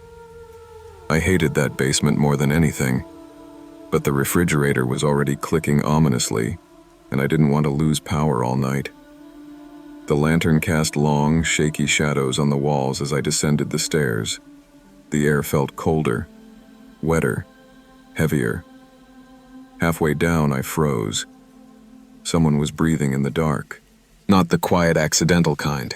This was ragged, deliberate, like someone trying and failing to stay calm. I lifted the lantern higher. That's when I saw him. A man crouched behind the water heater, his thin body half hidden in the shadow of the pipes. His eyes were wide and terrified, as if I were the intruder, not him. "Please don't scream," he whispered. I stumbled backward, hitting the railing. Who are you?" He held up trembling hands. "I'm not here to hurt you." His clothes were dirty. His face was pale, hollow. He clutched a notebook to his chest like it was a life raft. The lantern light revealed pages filled with pencil sketches. Me unlocking the front door. Me cooking dinner. Me taking out the trash. Every angle of my life written in graphite. My stomach turned. "You've been living here?" His eyes darted to a section of wall behind him, a small panel slightly ajar, a storage nook I never knew existed. "I grew up here," he said softly. "This was my room, before they sealed it up, before they left." "That was 40 years ago," I said. "You can't just—" "I thought they came back," he whispered. "I thought you were them." I didn't know whether to scream, cry, or run. My hands shook so violently I almost dropped the lantern. "Please," he said again. I didn't know where else to go. But I didn't believe him. Not entirely. Because the sketches weren't nostalgic. They were observant, meticulous, and he didn't look like someone simply revisiting childhood memories. He looked like someone who'd been hiding, watching, planning. When the police arrived, 2 officers guided him up the stairs in handcuffs. He didn't fight, didn't beg. He just kept looking back at me with this haunted expression, like I was the one tearing him out of a place he believed he belonged. Detective Ryder introduced himself, a tall man with tired eyes. "We'll take him in for evaluation," he said. "We already radioed in. There's a missing persons report for him from a town 10 miles away." "What was he doing here?" I asked, hugging my arms to keep them from shaking. We'll know more after we talk to him, Ryder said gently. But from what we saw downstairs, he wasn't living well. I led him back to the basement, lantern still flickering. Ryder examined the small panel behind the water heater. This wasn't just a storage nook, he said, pushing the panel open. This is an old renovation cavity, probably sealed off and forgotten. Inside was a narrow space just large enough for a sleeping bag, a stack of canned food, and more notebooks. I didn't open any of them. I couldn't. Ryder gave a quiet whistle. He's been here a long time. How long? I asked. Hard to say, he replied, but long enough to know your routine. I swallowed hard. He said he grew up here. Ryder nodded. Records show his family lived on this street. Not in your house, though, in one that burned down years ago. I think he latched onto yours because it looked similar. I felt a chill deep in my bones. So he thought this was home? Maybe at first, Ryder said. Then he got comfortable. The officers cleared the basement and took photos. One pointed out the footprints, damp from condensation, but undeniably human. He'd been creeping out during storms, probably because the sound masked his movement. After they left, I stood alone at the top of the basement stairs. The lantern cast a pool of gold on the concrete below.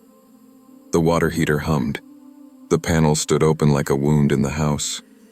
Every instinct told me not to go down there again. A house can be repaired. Foundations can be fixed. But once shadows get inside your mind, they don't leave easily.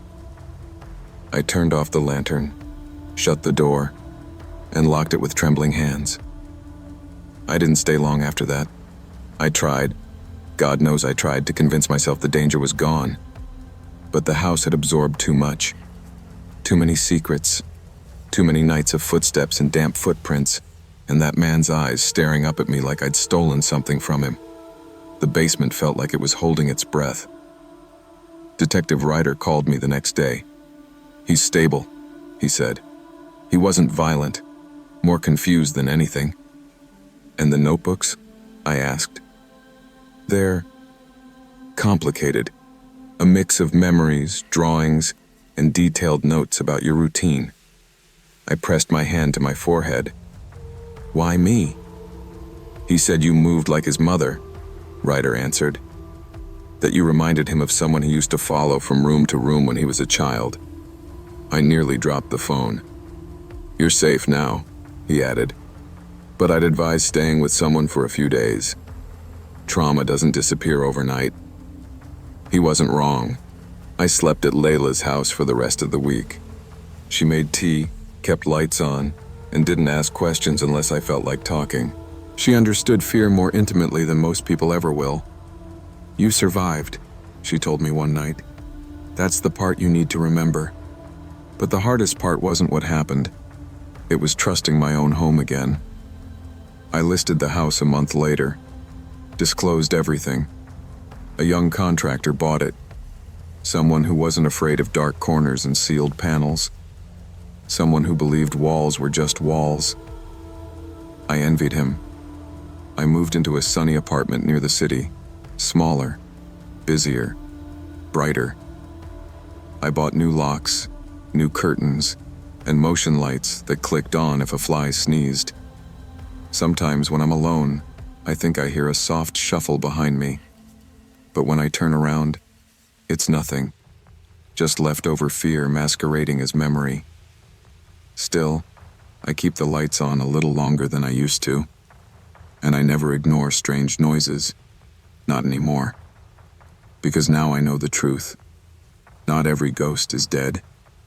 Some are just lost, wandering back to the places they once called home. Trust your instincts, secure your space, and never assume a locked door means you're truly alone. Awareness is not paranoia. Sometimes it's the only thing standing between safety and danger.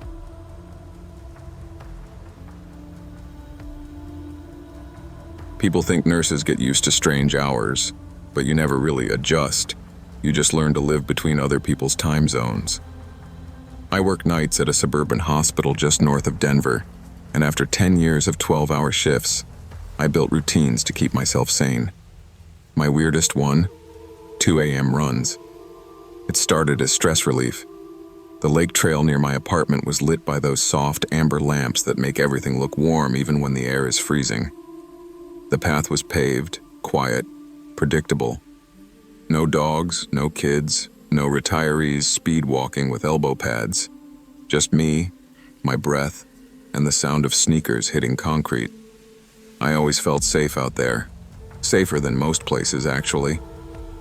Working in emergency care makes you hyper-aware of danger. You learn what people look like before they snap, before they hurt someone. You learn the difference between off and unsafe. So I trusted my instincts when they said the lake was safe. Normal. Mine. Until the night it wasn't. It was late September, the kind of cold that reaches into your bones and twists. Fog drifted low across the water. I tugged my hoodie tight, shoved my earbuds in, and started my usual loop. On my second lap, I noticed him. A man standing ankle-deep in the lake, tall, thin, facing away from me, shoulders stiff and squared. He didn't move, not even when a breeze cut across the water. I slowed down, pulled a single earbud out. "Hey, you okay?" I called. No reaction. He stood as still as a tree trunk planted in the shallows. I walked a few steps closer. "Sir?" Nothing. When I finally ran past him, his arm lifted, slowly, deliberately, as if he were listening for something I couldn't hear. My stomach tightened. By the time I completed the next lap, he was gone. In his place, a trail of wet footprints leading from the lake onto the path, straight toward the woods. Footprints that stopped at the tree line as if he'd vanished into thin air. A chill slid down my spine. Something in me whispered that I should have stopped running the moment I saw him, because that night, I wasn't the only one awake at 2 a.m., and I wasn't the only one watching. I tried to shake it off, really I did. People wander into lakes. Mental health crises happen. Drunks stumble home by taking questionable routes. I've treated all kinds of strange situations on shift, but something about the man in the water felt wrong in a way I couldn't diagnose. By the time I finished my run, the fog was thicker. The lake had gone completely silent. Even the ducks seemed to be hiding. I quickened my pace back to the parking lot, my mind replaying the moment he raised his arm like he was sensing me instead of hearing me. I drove home with the heater blasting, trying to stop my hands from shaking. "You're overreacting," I whispered to myself. He's long gone. My apartment complex was quiet when I arrived. Lights off in every unit. I took the back staircase to the 3rd floor, unlocked my door, and did my usual after-run routine. Shower, protein shake, stretching. I almost managed to forget him. Almost. 5 minutes later, a soft tapping started on my window. 3 taps. Pause. 3 taps again. My muscles went rigid. I stepped to the side, my heart pounding so loudly it drowned out everything else.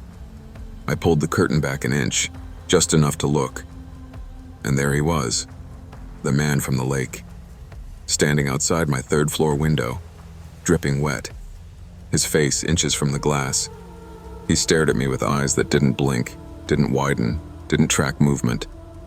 It was like staring into the face of someone who hadn't slept in days, maybe weeks. I stumbled backward, grabbed my phone, and called 911.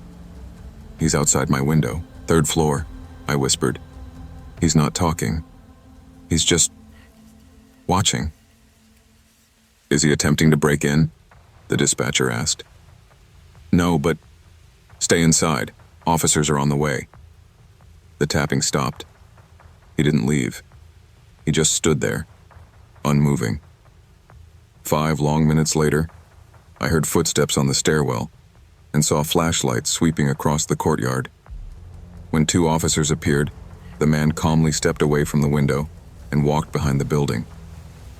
No hurry, no panic, just a steady, deliberate retreat, like he'd planned every second. When the officers knocked, I opened the door with shaking hands. One asked, "Where did he go?" "Behind the building," I said. "He walked away when he saw you." The officers split up to search the complex. I paced the living room, pulling the curtain back every few seconds. The trail of water he left glistened under the walkway lights. The older officer returned 20 minutes later. "We didn't find him," he said, "but based on your statement, unless he attempted entry, threatened you, or damaged property, we can't detain him." I stared at him. "He followed me home." "We don't know that for sure. He was standing in the lake at 2 in the morning. Still not a crime. He climbed to my third-floor window. Could have come up the stairs. Again, not a crime unless he tries to enter." I wanted to scream. Instead, I asked, "So what am I supposed to do?" "Call us if he comes back. Document everything, and keep your blinds closed." That was it. That was all they could offer. After they left, my apartment felt smaller, like the walls were shrinking. Every appliance hum made me jump. An hour passed. I tried to convince myself he was gone for good, but when I went to lock the back door, I froze. Small, wet handprints were smeared across the glass, low on the door, far lower than an adult man would place them. It looked like he had crouched, watched, waited. My chest tightened. No, no, no. The handprints trailed along the siding outside, circling the entire building. He hadn't left when the police arrived. He'd only hidden, and then he came back to check every door, every window, every possible way in. He wasn't trying to break laws. He was trying to learn me. And I realized something horrifying. He wasn't confused, or lost, or mentally unstable. He was deliberate, and he had followed my entire running route. Every turn, every street, he knew exactly where I lived, and exactly how to get back. I didn't sleep, not even for a minute. I left every light on, sat with my back against the kitchen cabinets, and held my phone like a weapon. Every hour, I checked the windows. Every shadow felt too still. Every silence sounded like footsteps. At 6 a.m., I called my manager at the hospital to report that I wouldn't make it to shift. She didn't ask for details. She just told me to stay safe. Night shift nurses have a strong unspoken rule. We don't question each other's bad nights. Layla, another nurse friend, showed up with coffee the moment I texted her. She had the kind of presence that steadied the air in a room. "You look wrecked," she said gently. "Tell me everything." I recapped the man, the lake, the window, the handprints. Her face darkened. "You know he followed your scent trail," she said. "People like that, they track behavior." "I don't even know who he is," I whispered. "Doesn't matter. He watched you long enough to memorize your route, and he knew where to find your building. He wasn't guessing." I nodded, throat tight. "What did the police say?" she asked. "That he didn't commit a crime." She shook her head. "Then you're not staying here tonight." She helped me pack an overnight bag. I felt exposed being near the windows, like eyes were pressed to the glass. Before we left, I checked the back door one last time. The handprints were still there, smaller than mine, spread unevenly, like he'd leaned close to listen. "What did he want?" I asked out loud. Layla looked at me with steady eyes. "Doesn't matter. What matters is what you do next." We drove to her place, a gated complex with cameras everywhere. Only then did my heart begin to slow. Later that afternoon, missing persons reports from surrounding counties were scanned. No one matched his description. No complaints, no sightings. It was like he didn't exist, like he'd appeared from the lake water itself. I kept imagining him standing ankle-deep at the shoreline, waiting for something only he could hear. And I wondered, did he pick me at random? Or was he waiting for me? I never ran at 2 a.m. again. I still ran, but only in daylight, only with friends, and only in public places with actual people in sight. Layla stuck with me for every run the first few weeks, refusing to let me out of her sight. The apartment complex installed brighter lights near the back door. The manager sent out a notice advising residents to avoid late-night parking lots. No one said it, but everyone felt it. The lake trail became busier, even at odd hours. News spreads quickly in small suburbs, especially when a story sounds like something that could happen to anyone. The police did patrols for a while. They didn't catch him. One officer told me quietly, "Sometimes people like that surface when they need something, then disappear when they're done." I hated the way he phrased it. Done sounded too deliberate, too personal. I moved apartments 3 months later, farther away, higher floor, indoor hallways, key-coded building. I haven't seen him since. No shadow at my window, no wet footprints, no handprints smeared across glass. But sometimes, when I jog past a lake, or hear water dripping, or see someone standing too still, I feel a prickle crawl up the back of my neck, because he never tried to break in, never tried to speak, never made a sound. He only watched, followed, learned. And people like that don't stop because the police tell them to go home. They stop because they choose someone else, or because they're waiting for the right moment to reappear. I don't know which possibility is worse, but I lock my doors now, every night, without fail. And I never, ever run alone in the dark.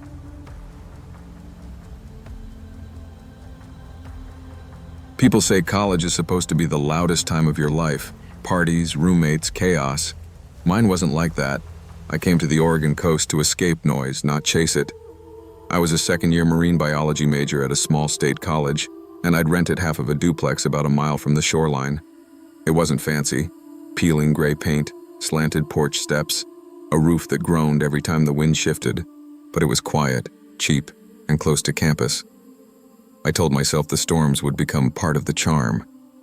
The first week proved I was wrong. The wind on the coast didn't just howl, it shoved the world around. My duplex shook like it was caught in the hands of something giant and irritated. Still, after a few nights, I got used to it. Cozy, actually. A hot mug of coffee, textbooks spread out across the kitchen table, rain hammering the windows. It was a kind of peace I hadn't felt in years. Until the night the noise changed. It was almost midnight during midterm week, and I was half asleep reading about intertidal zones when I heard it, something dragging slowly above my head. A long, low scrape followed by a dull thud, then silence. I froze in my chair listening. Wind? Maybe a loose gutter? Maybe a branch? But branches don't drag. I tried to focus on studying, but the noise returned, this time closer to the center of the ceiling, like something heavy shifting its weight directly overhead. Great, I muttered. Roof problems. Exactly what I need. I grabbed my jacket and stepped outside, the wind immediately grabbing at my clothes. My phone's flashlight flicked across the roofline. Nothing obviously wrong, but when I walked around the side of the house, something caught my eye. A vent, square, metal, low to the roofline, had been crudely boarded over. Not screwed, not sealed. Boarded. Sloppily, like whoever did it was in a rush. I stared at it longer than I should have, a cold feeling crawling up my spine. I'd lived there 2 months. How had I never noticed it? The dragging sound echoed again, muffled this time, and I felt the vibration under my shoes. Not the roof, the crawl space. Someone was beneath me. I didn't investigate that night. I told myself it was an animal. Maybe raccoons, maybe possums, maybe my imagination. But I didn't sleep. Every time I drifted off, I heard that dragging sound replay in my mind, and I knew it wasn't an animal. The next morning, sunlight made the duplex look normal again, less haunted, more weather-beaten. I convinced myself the night had exaggerated everything. I had exams to worry about, not phantom noises. But as I tossed my laundry into the washer that afternoon, something felt different about the room. The floor dipped slightly near the back wall, and the dryer vent looked off, too high, too far from the corner. My landlord had warned me the place had strange quirks from past renovations, but this felt like more than a quirk. I pushed aside a stack of old paint cans left by the previous tenant, and that's when I saw it. A seam in the floorboards, a faint square outline, a hidden hatch. "You've got to be kidding me," I whispered. I pulled on the edge, expecting it to be stuck forever, but it lifted easily, almost too easily. Beneath it was a dark opening no wider than my shoulders. Dirt floor, wooden beams, a cold draft that smelled like wet soil and metal. The dragging sound from the night before echoed in my memory. "Okay," I told myself. "You're just checking, just being responsible." I lowered myself in, phone light cutting a narrow white path through the darkness. The crawl space stretched under the full length of the duplex. I could hear the ocean faintly in the distance, muffled by earth. My heart thudded louder with each inch forward. 10 feet in, I saw it. A blanket, a pillow, empty cans stacked in a corner like someone had been quietly collecting them, and behind it all, the outline of something lying on its side. My breath caught. A person. Motionless. I almost turned back, almost bolted. But my phone light swept across the shape, illuminating it fully. A man. Thin. Dirty. Hair matted. His hands folded under his chin like a sleeping child. For a moment I thought he was dead. Then he rose, slowly, simply, silently, to his knees, and began crawling toward me. My scream caught in my throat as I scrambled backward, dirt flying behind me in frantic kicks. His hands dragged across the ground, reaching, closing the distance with terrifying calm. I lunged upward through the hatch, slammed it shut, dragged the washer on top of it, and collapsed against the wall with shaking hands. He was down there, and he had been there for weeks. I don't remember dialing 911. I only remember the operator's voice cutting through my panic. "Sir, are you in immediate danger?" "I don't know. Someone's under my house. He came at me. I didn't know he was living there. Please just send someone." "Stay where you are. Lock the door. Officers are on the way." I did exactly what she said. I locked the laundry room door, then locked the bedroom door, then sat with my back against the wall gripping my phone until my knuckles turned white. Every noise made me jump. The hum of the fridge, the groan of the wind, the faint scratching I thought I heard beneath the floorboards. What if he was trying to get out? What if the hatch wasn't strong enough? I pressed my ear to the floor. Nothing. No footsteps. No breathing. Nothing but the sound of my own pulse thudding in my ears. 15 minutes later, there was a pounding at the front door. "Police!" I practically tore it off its hinges, opening it. 2 officers stepped inside, hands on their flashlights. "Where is he?" one asked. "Crawl space," I said, pointing to the laundry room. "He was living under there. I saw his bed, his things. He came at me on his hands and knees." The officers exchanged a look I recognized. The maybe he's overreacting kind. I didn't care. I knew what I saw. They moved the washer aside, opened the hatch, and descended with their lights sweeping the darkness. 10 seconds passed. Then 20. Then, "Found him!" I heard shuffling, grunting, then the unmistakable voice of someone muttering nonsense. One officer called up. "He's alive, disoriented. Looks like he's been down here a while." They dragged him out into the hallway. The man's eyes darted everywhere except at me. His hair hung over his face. His clothes were rags. He smelled like earth and rot and old sweat. He whispered something too quietly for anyone to understand. "Why was he crawling toward me?" I asked. The officer shrugged. "Hard to say. People in survival mode act strangely." I didn't tell him the truth. The man wasn't in survival mode when he approached. He was calm, silent, focused, like he'd been waiting for the moment he wasn't alone anymore. The police questioned me for an hour, their voices half sympathetic, half routine. The man didn't give his name, didn't give an explanation, didn't resist when they handcuffed him. They later found out he was a drifter reported missing from a few towns south, someone known for mental instability and long stretches of isolation. "Good news," an officer said. "He's harmless. Just unwell. Harmless." He crawled toward me in the dark with no expression and no sound. Nothing about that felt harmless. My landlord arrived after the police left. He was pale, trembling, and clearly terrified of being sued. I had no idea anyone could get down there," he insisted. "The vent must have been open for years. Look, I'll refund your rent. I'll pay for a hotel, whatever you need." I didn't argue. I wanted out more than I wanted answers. That night I stayed in a motel near campus. When I tried to sleep, my brain replayed the same moment over and over. The way he rose from the blanket, the way his head tilted, the way he crawled without hesitation, without blinking, like the darkness was his home and I was the intruder. Every sound in the motel, the elevator, the ice machine, footsteps in the hall, became the dragging sound from the night before. By morning, I knew I wasn't going back. I broke my lease, packed my things with friends by my side, kept the hatch covered the entire time. I couldn't even walk near the laundry room without my chest tightening. Before I left, I stood in the empty duplex one last time. The ocean wind rattled the windows, and for a second, just a second, I thought I heard dragging again. I left without looking back. I moved into a student apartment closer to campus.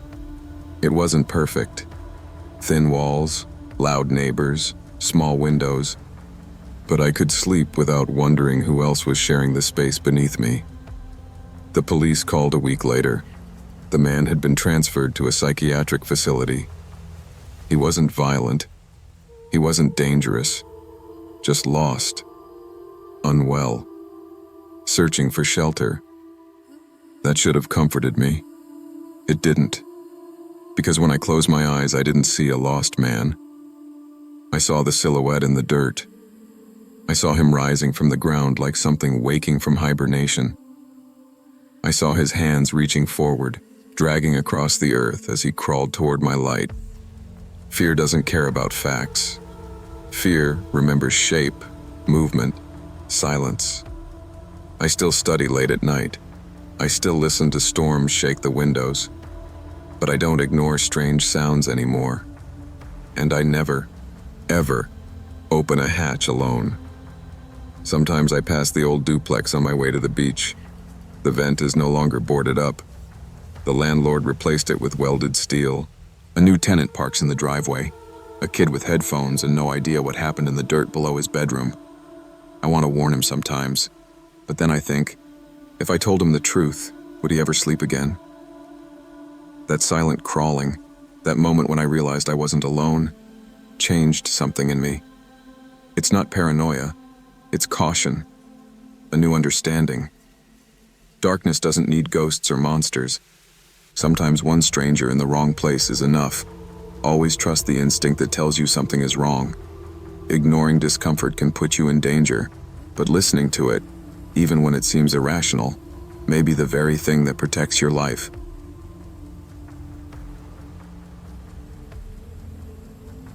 People assume working the graveyard shift at a remote gas station is boring.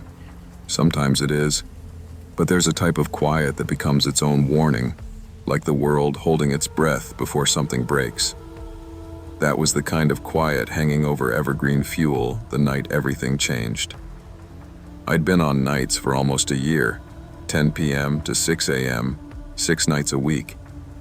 The interstate outside the town of Evergreen was long and lonely, bordered by pine forests thick enough to swallow entire houses.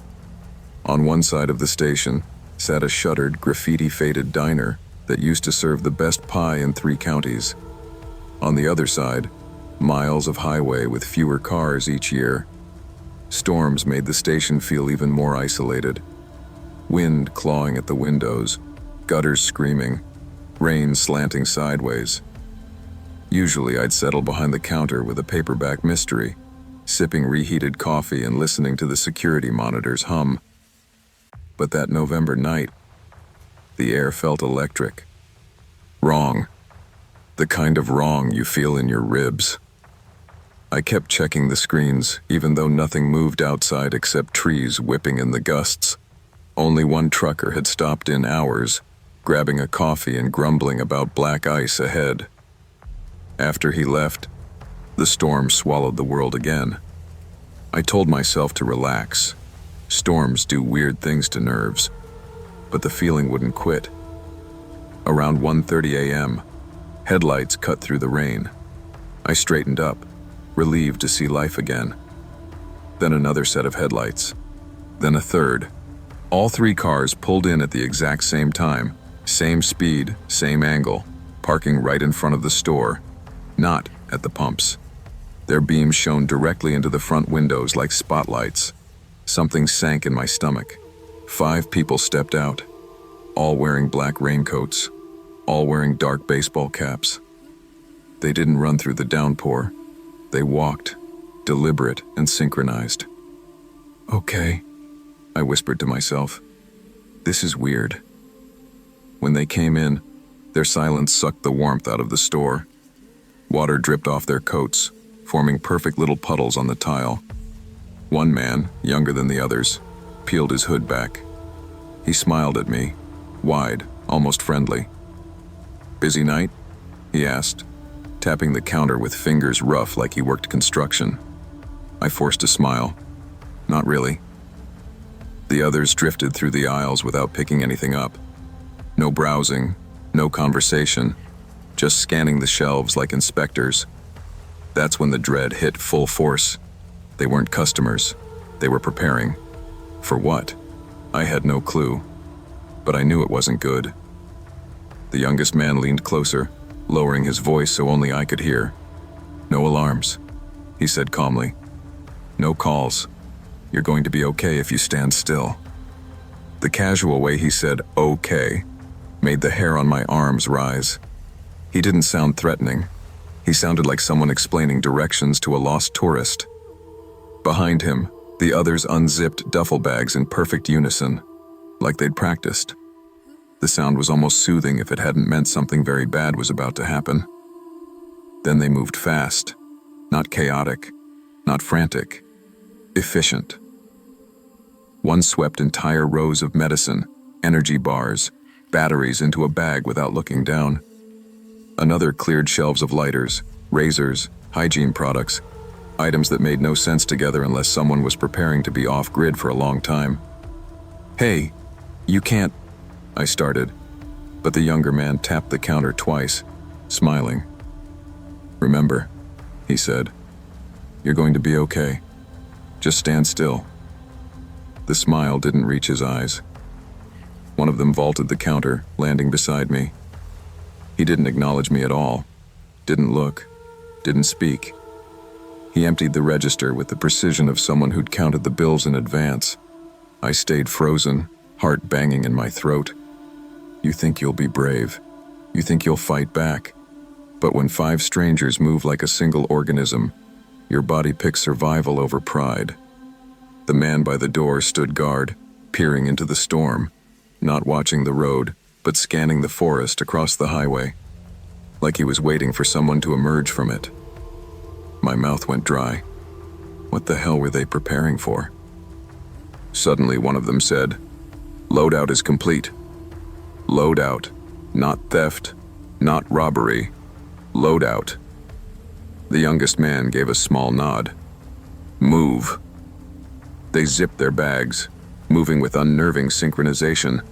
No shouting, no threats, no panic, just purpose.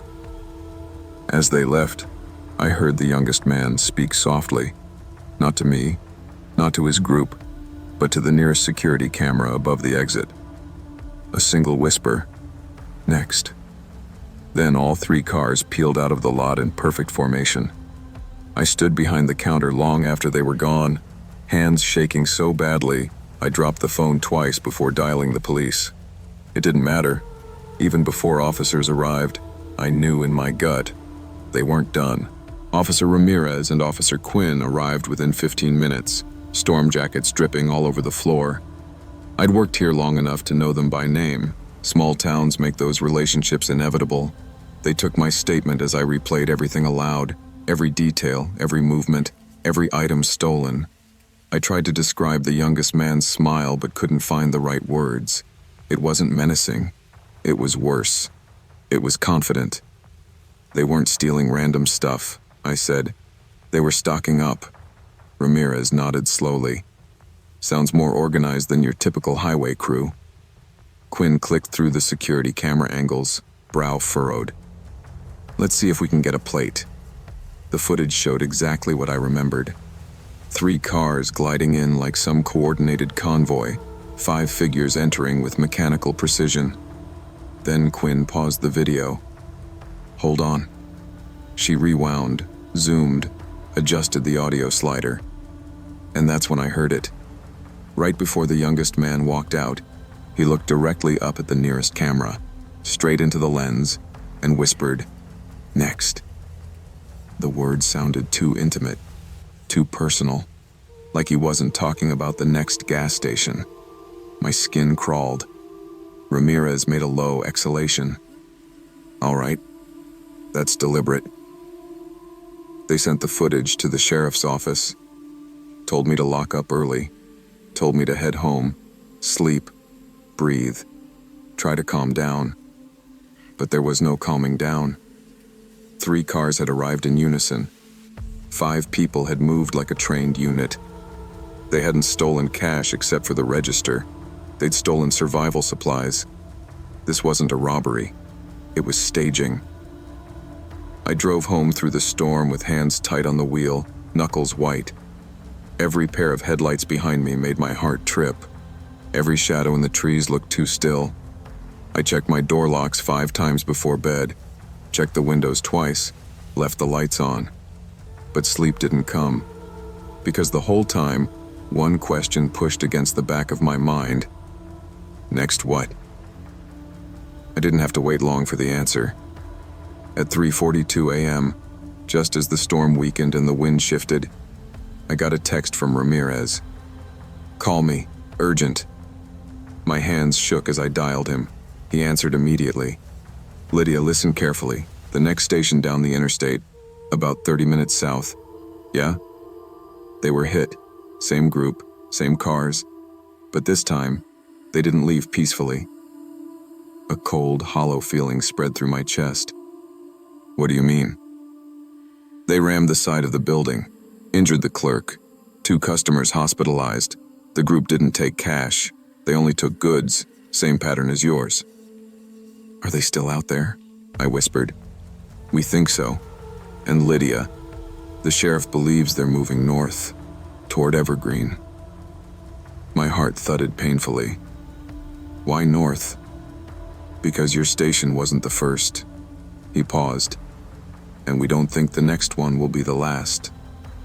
I pressed my palm to my forehead. "Why are they doing this?" Ramirez hesitated. "We don't know." The hesitation was worse than the words. After the call, I couldn't sit still. I paced my apartment like a trapped animal. My mind replayed the moment the youngest man tapped the counter, smiling too warmly.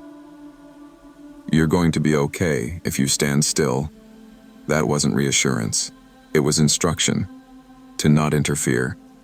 To not observe too much. To not interrupt whatever mission they were preparing for. At 5 a.m., another alert came through the sheriff's scanner channel. An abandoned car found near the forest edge. Not far from the interstate. Not far from Evergreen. Matching the description. 3 vehicles. Now only 2 unaccounted for. What terrified me wasn't that they were close. It was that they were moving with purpose. Like they had a map, and Evergreen was on it. I showed up to my shift early the next night because staying home felt worse than being at the station. At least Evergreen Fuel had lights, cameras, and the comfort of routine. But when I stepped inside, the air was thick with tension. Quinn was waiting by the coffee counter, arms crossed. "We're stationed here tonight," she said. "Sheriff wants eyes on this place." Ramirez appeared from the back room, checking his radio. "You're not alone tonight, Lydia." I should have felt safer. I didn't. The storm had passed, leaving the air unnervingly still. The shuttered diner across the lot looked darker than usual, as if the night had pooled inside it. Around 1:15 a.m., headlights glowed in the distance. 2 cars, driving in formation. My throat closed. Ramirez and Quinn drew their weapons, stepping to the windows. The cars slowed, then turned. Not toward the station, toward the forest trail entrance across the highway. They disappeared between the trees. No one spoke for a full minute. Finally, Quinn muttered, "What the hell are they doing out there?" I didn't have the courage to guess. The next morning, state police launched a search across the forest. They found footprints, discarded packaging, a makeshift fire pit, signs of movement, signs of planning. But not the group, not the youngest man with the too warm smile, not the one who whispered next. I quit Evergreen Fuel a week later, not because of the danger, but because I knew, deep down, something bigger was happening. You don't gather survival supplies in the dead of night. You don't move in formation. You don't scout stations in sequence unless you're preparing for something the rest of us haven't seen yet.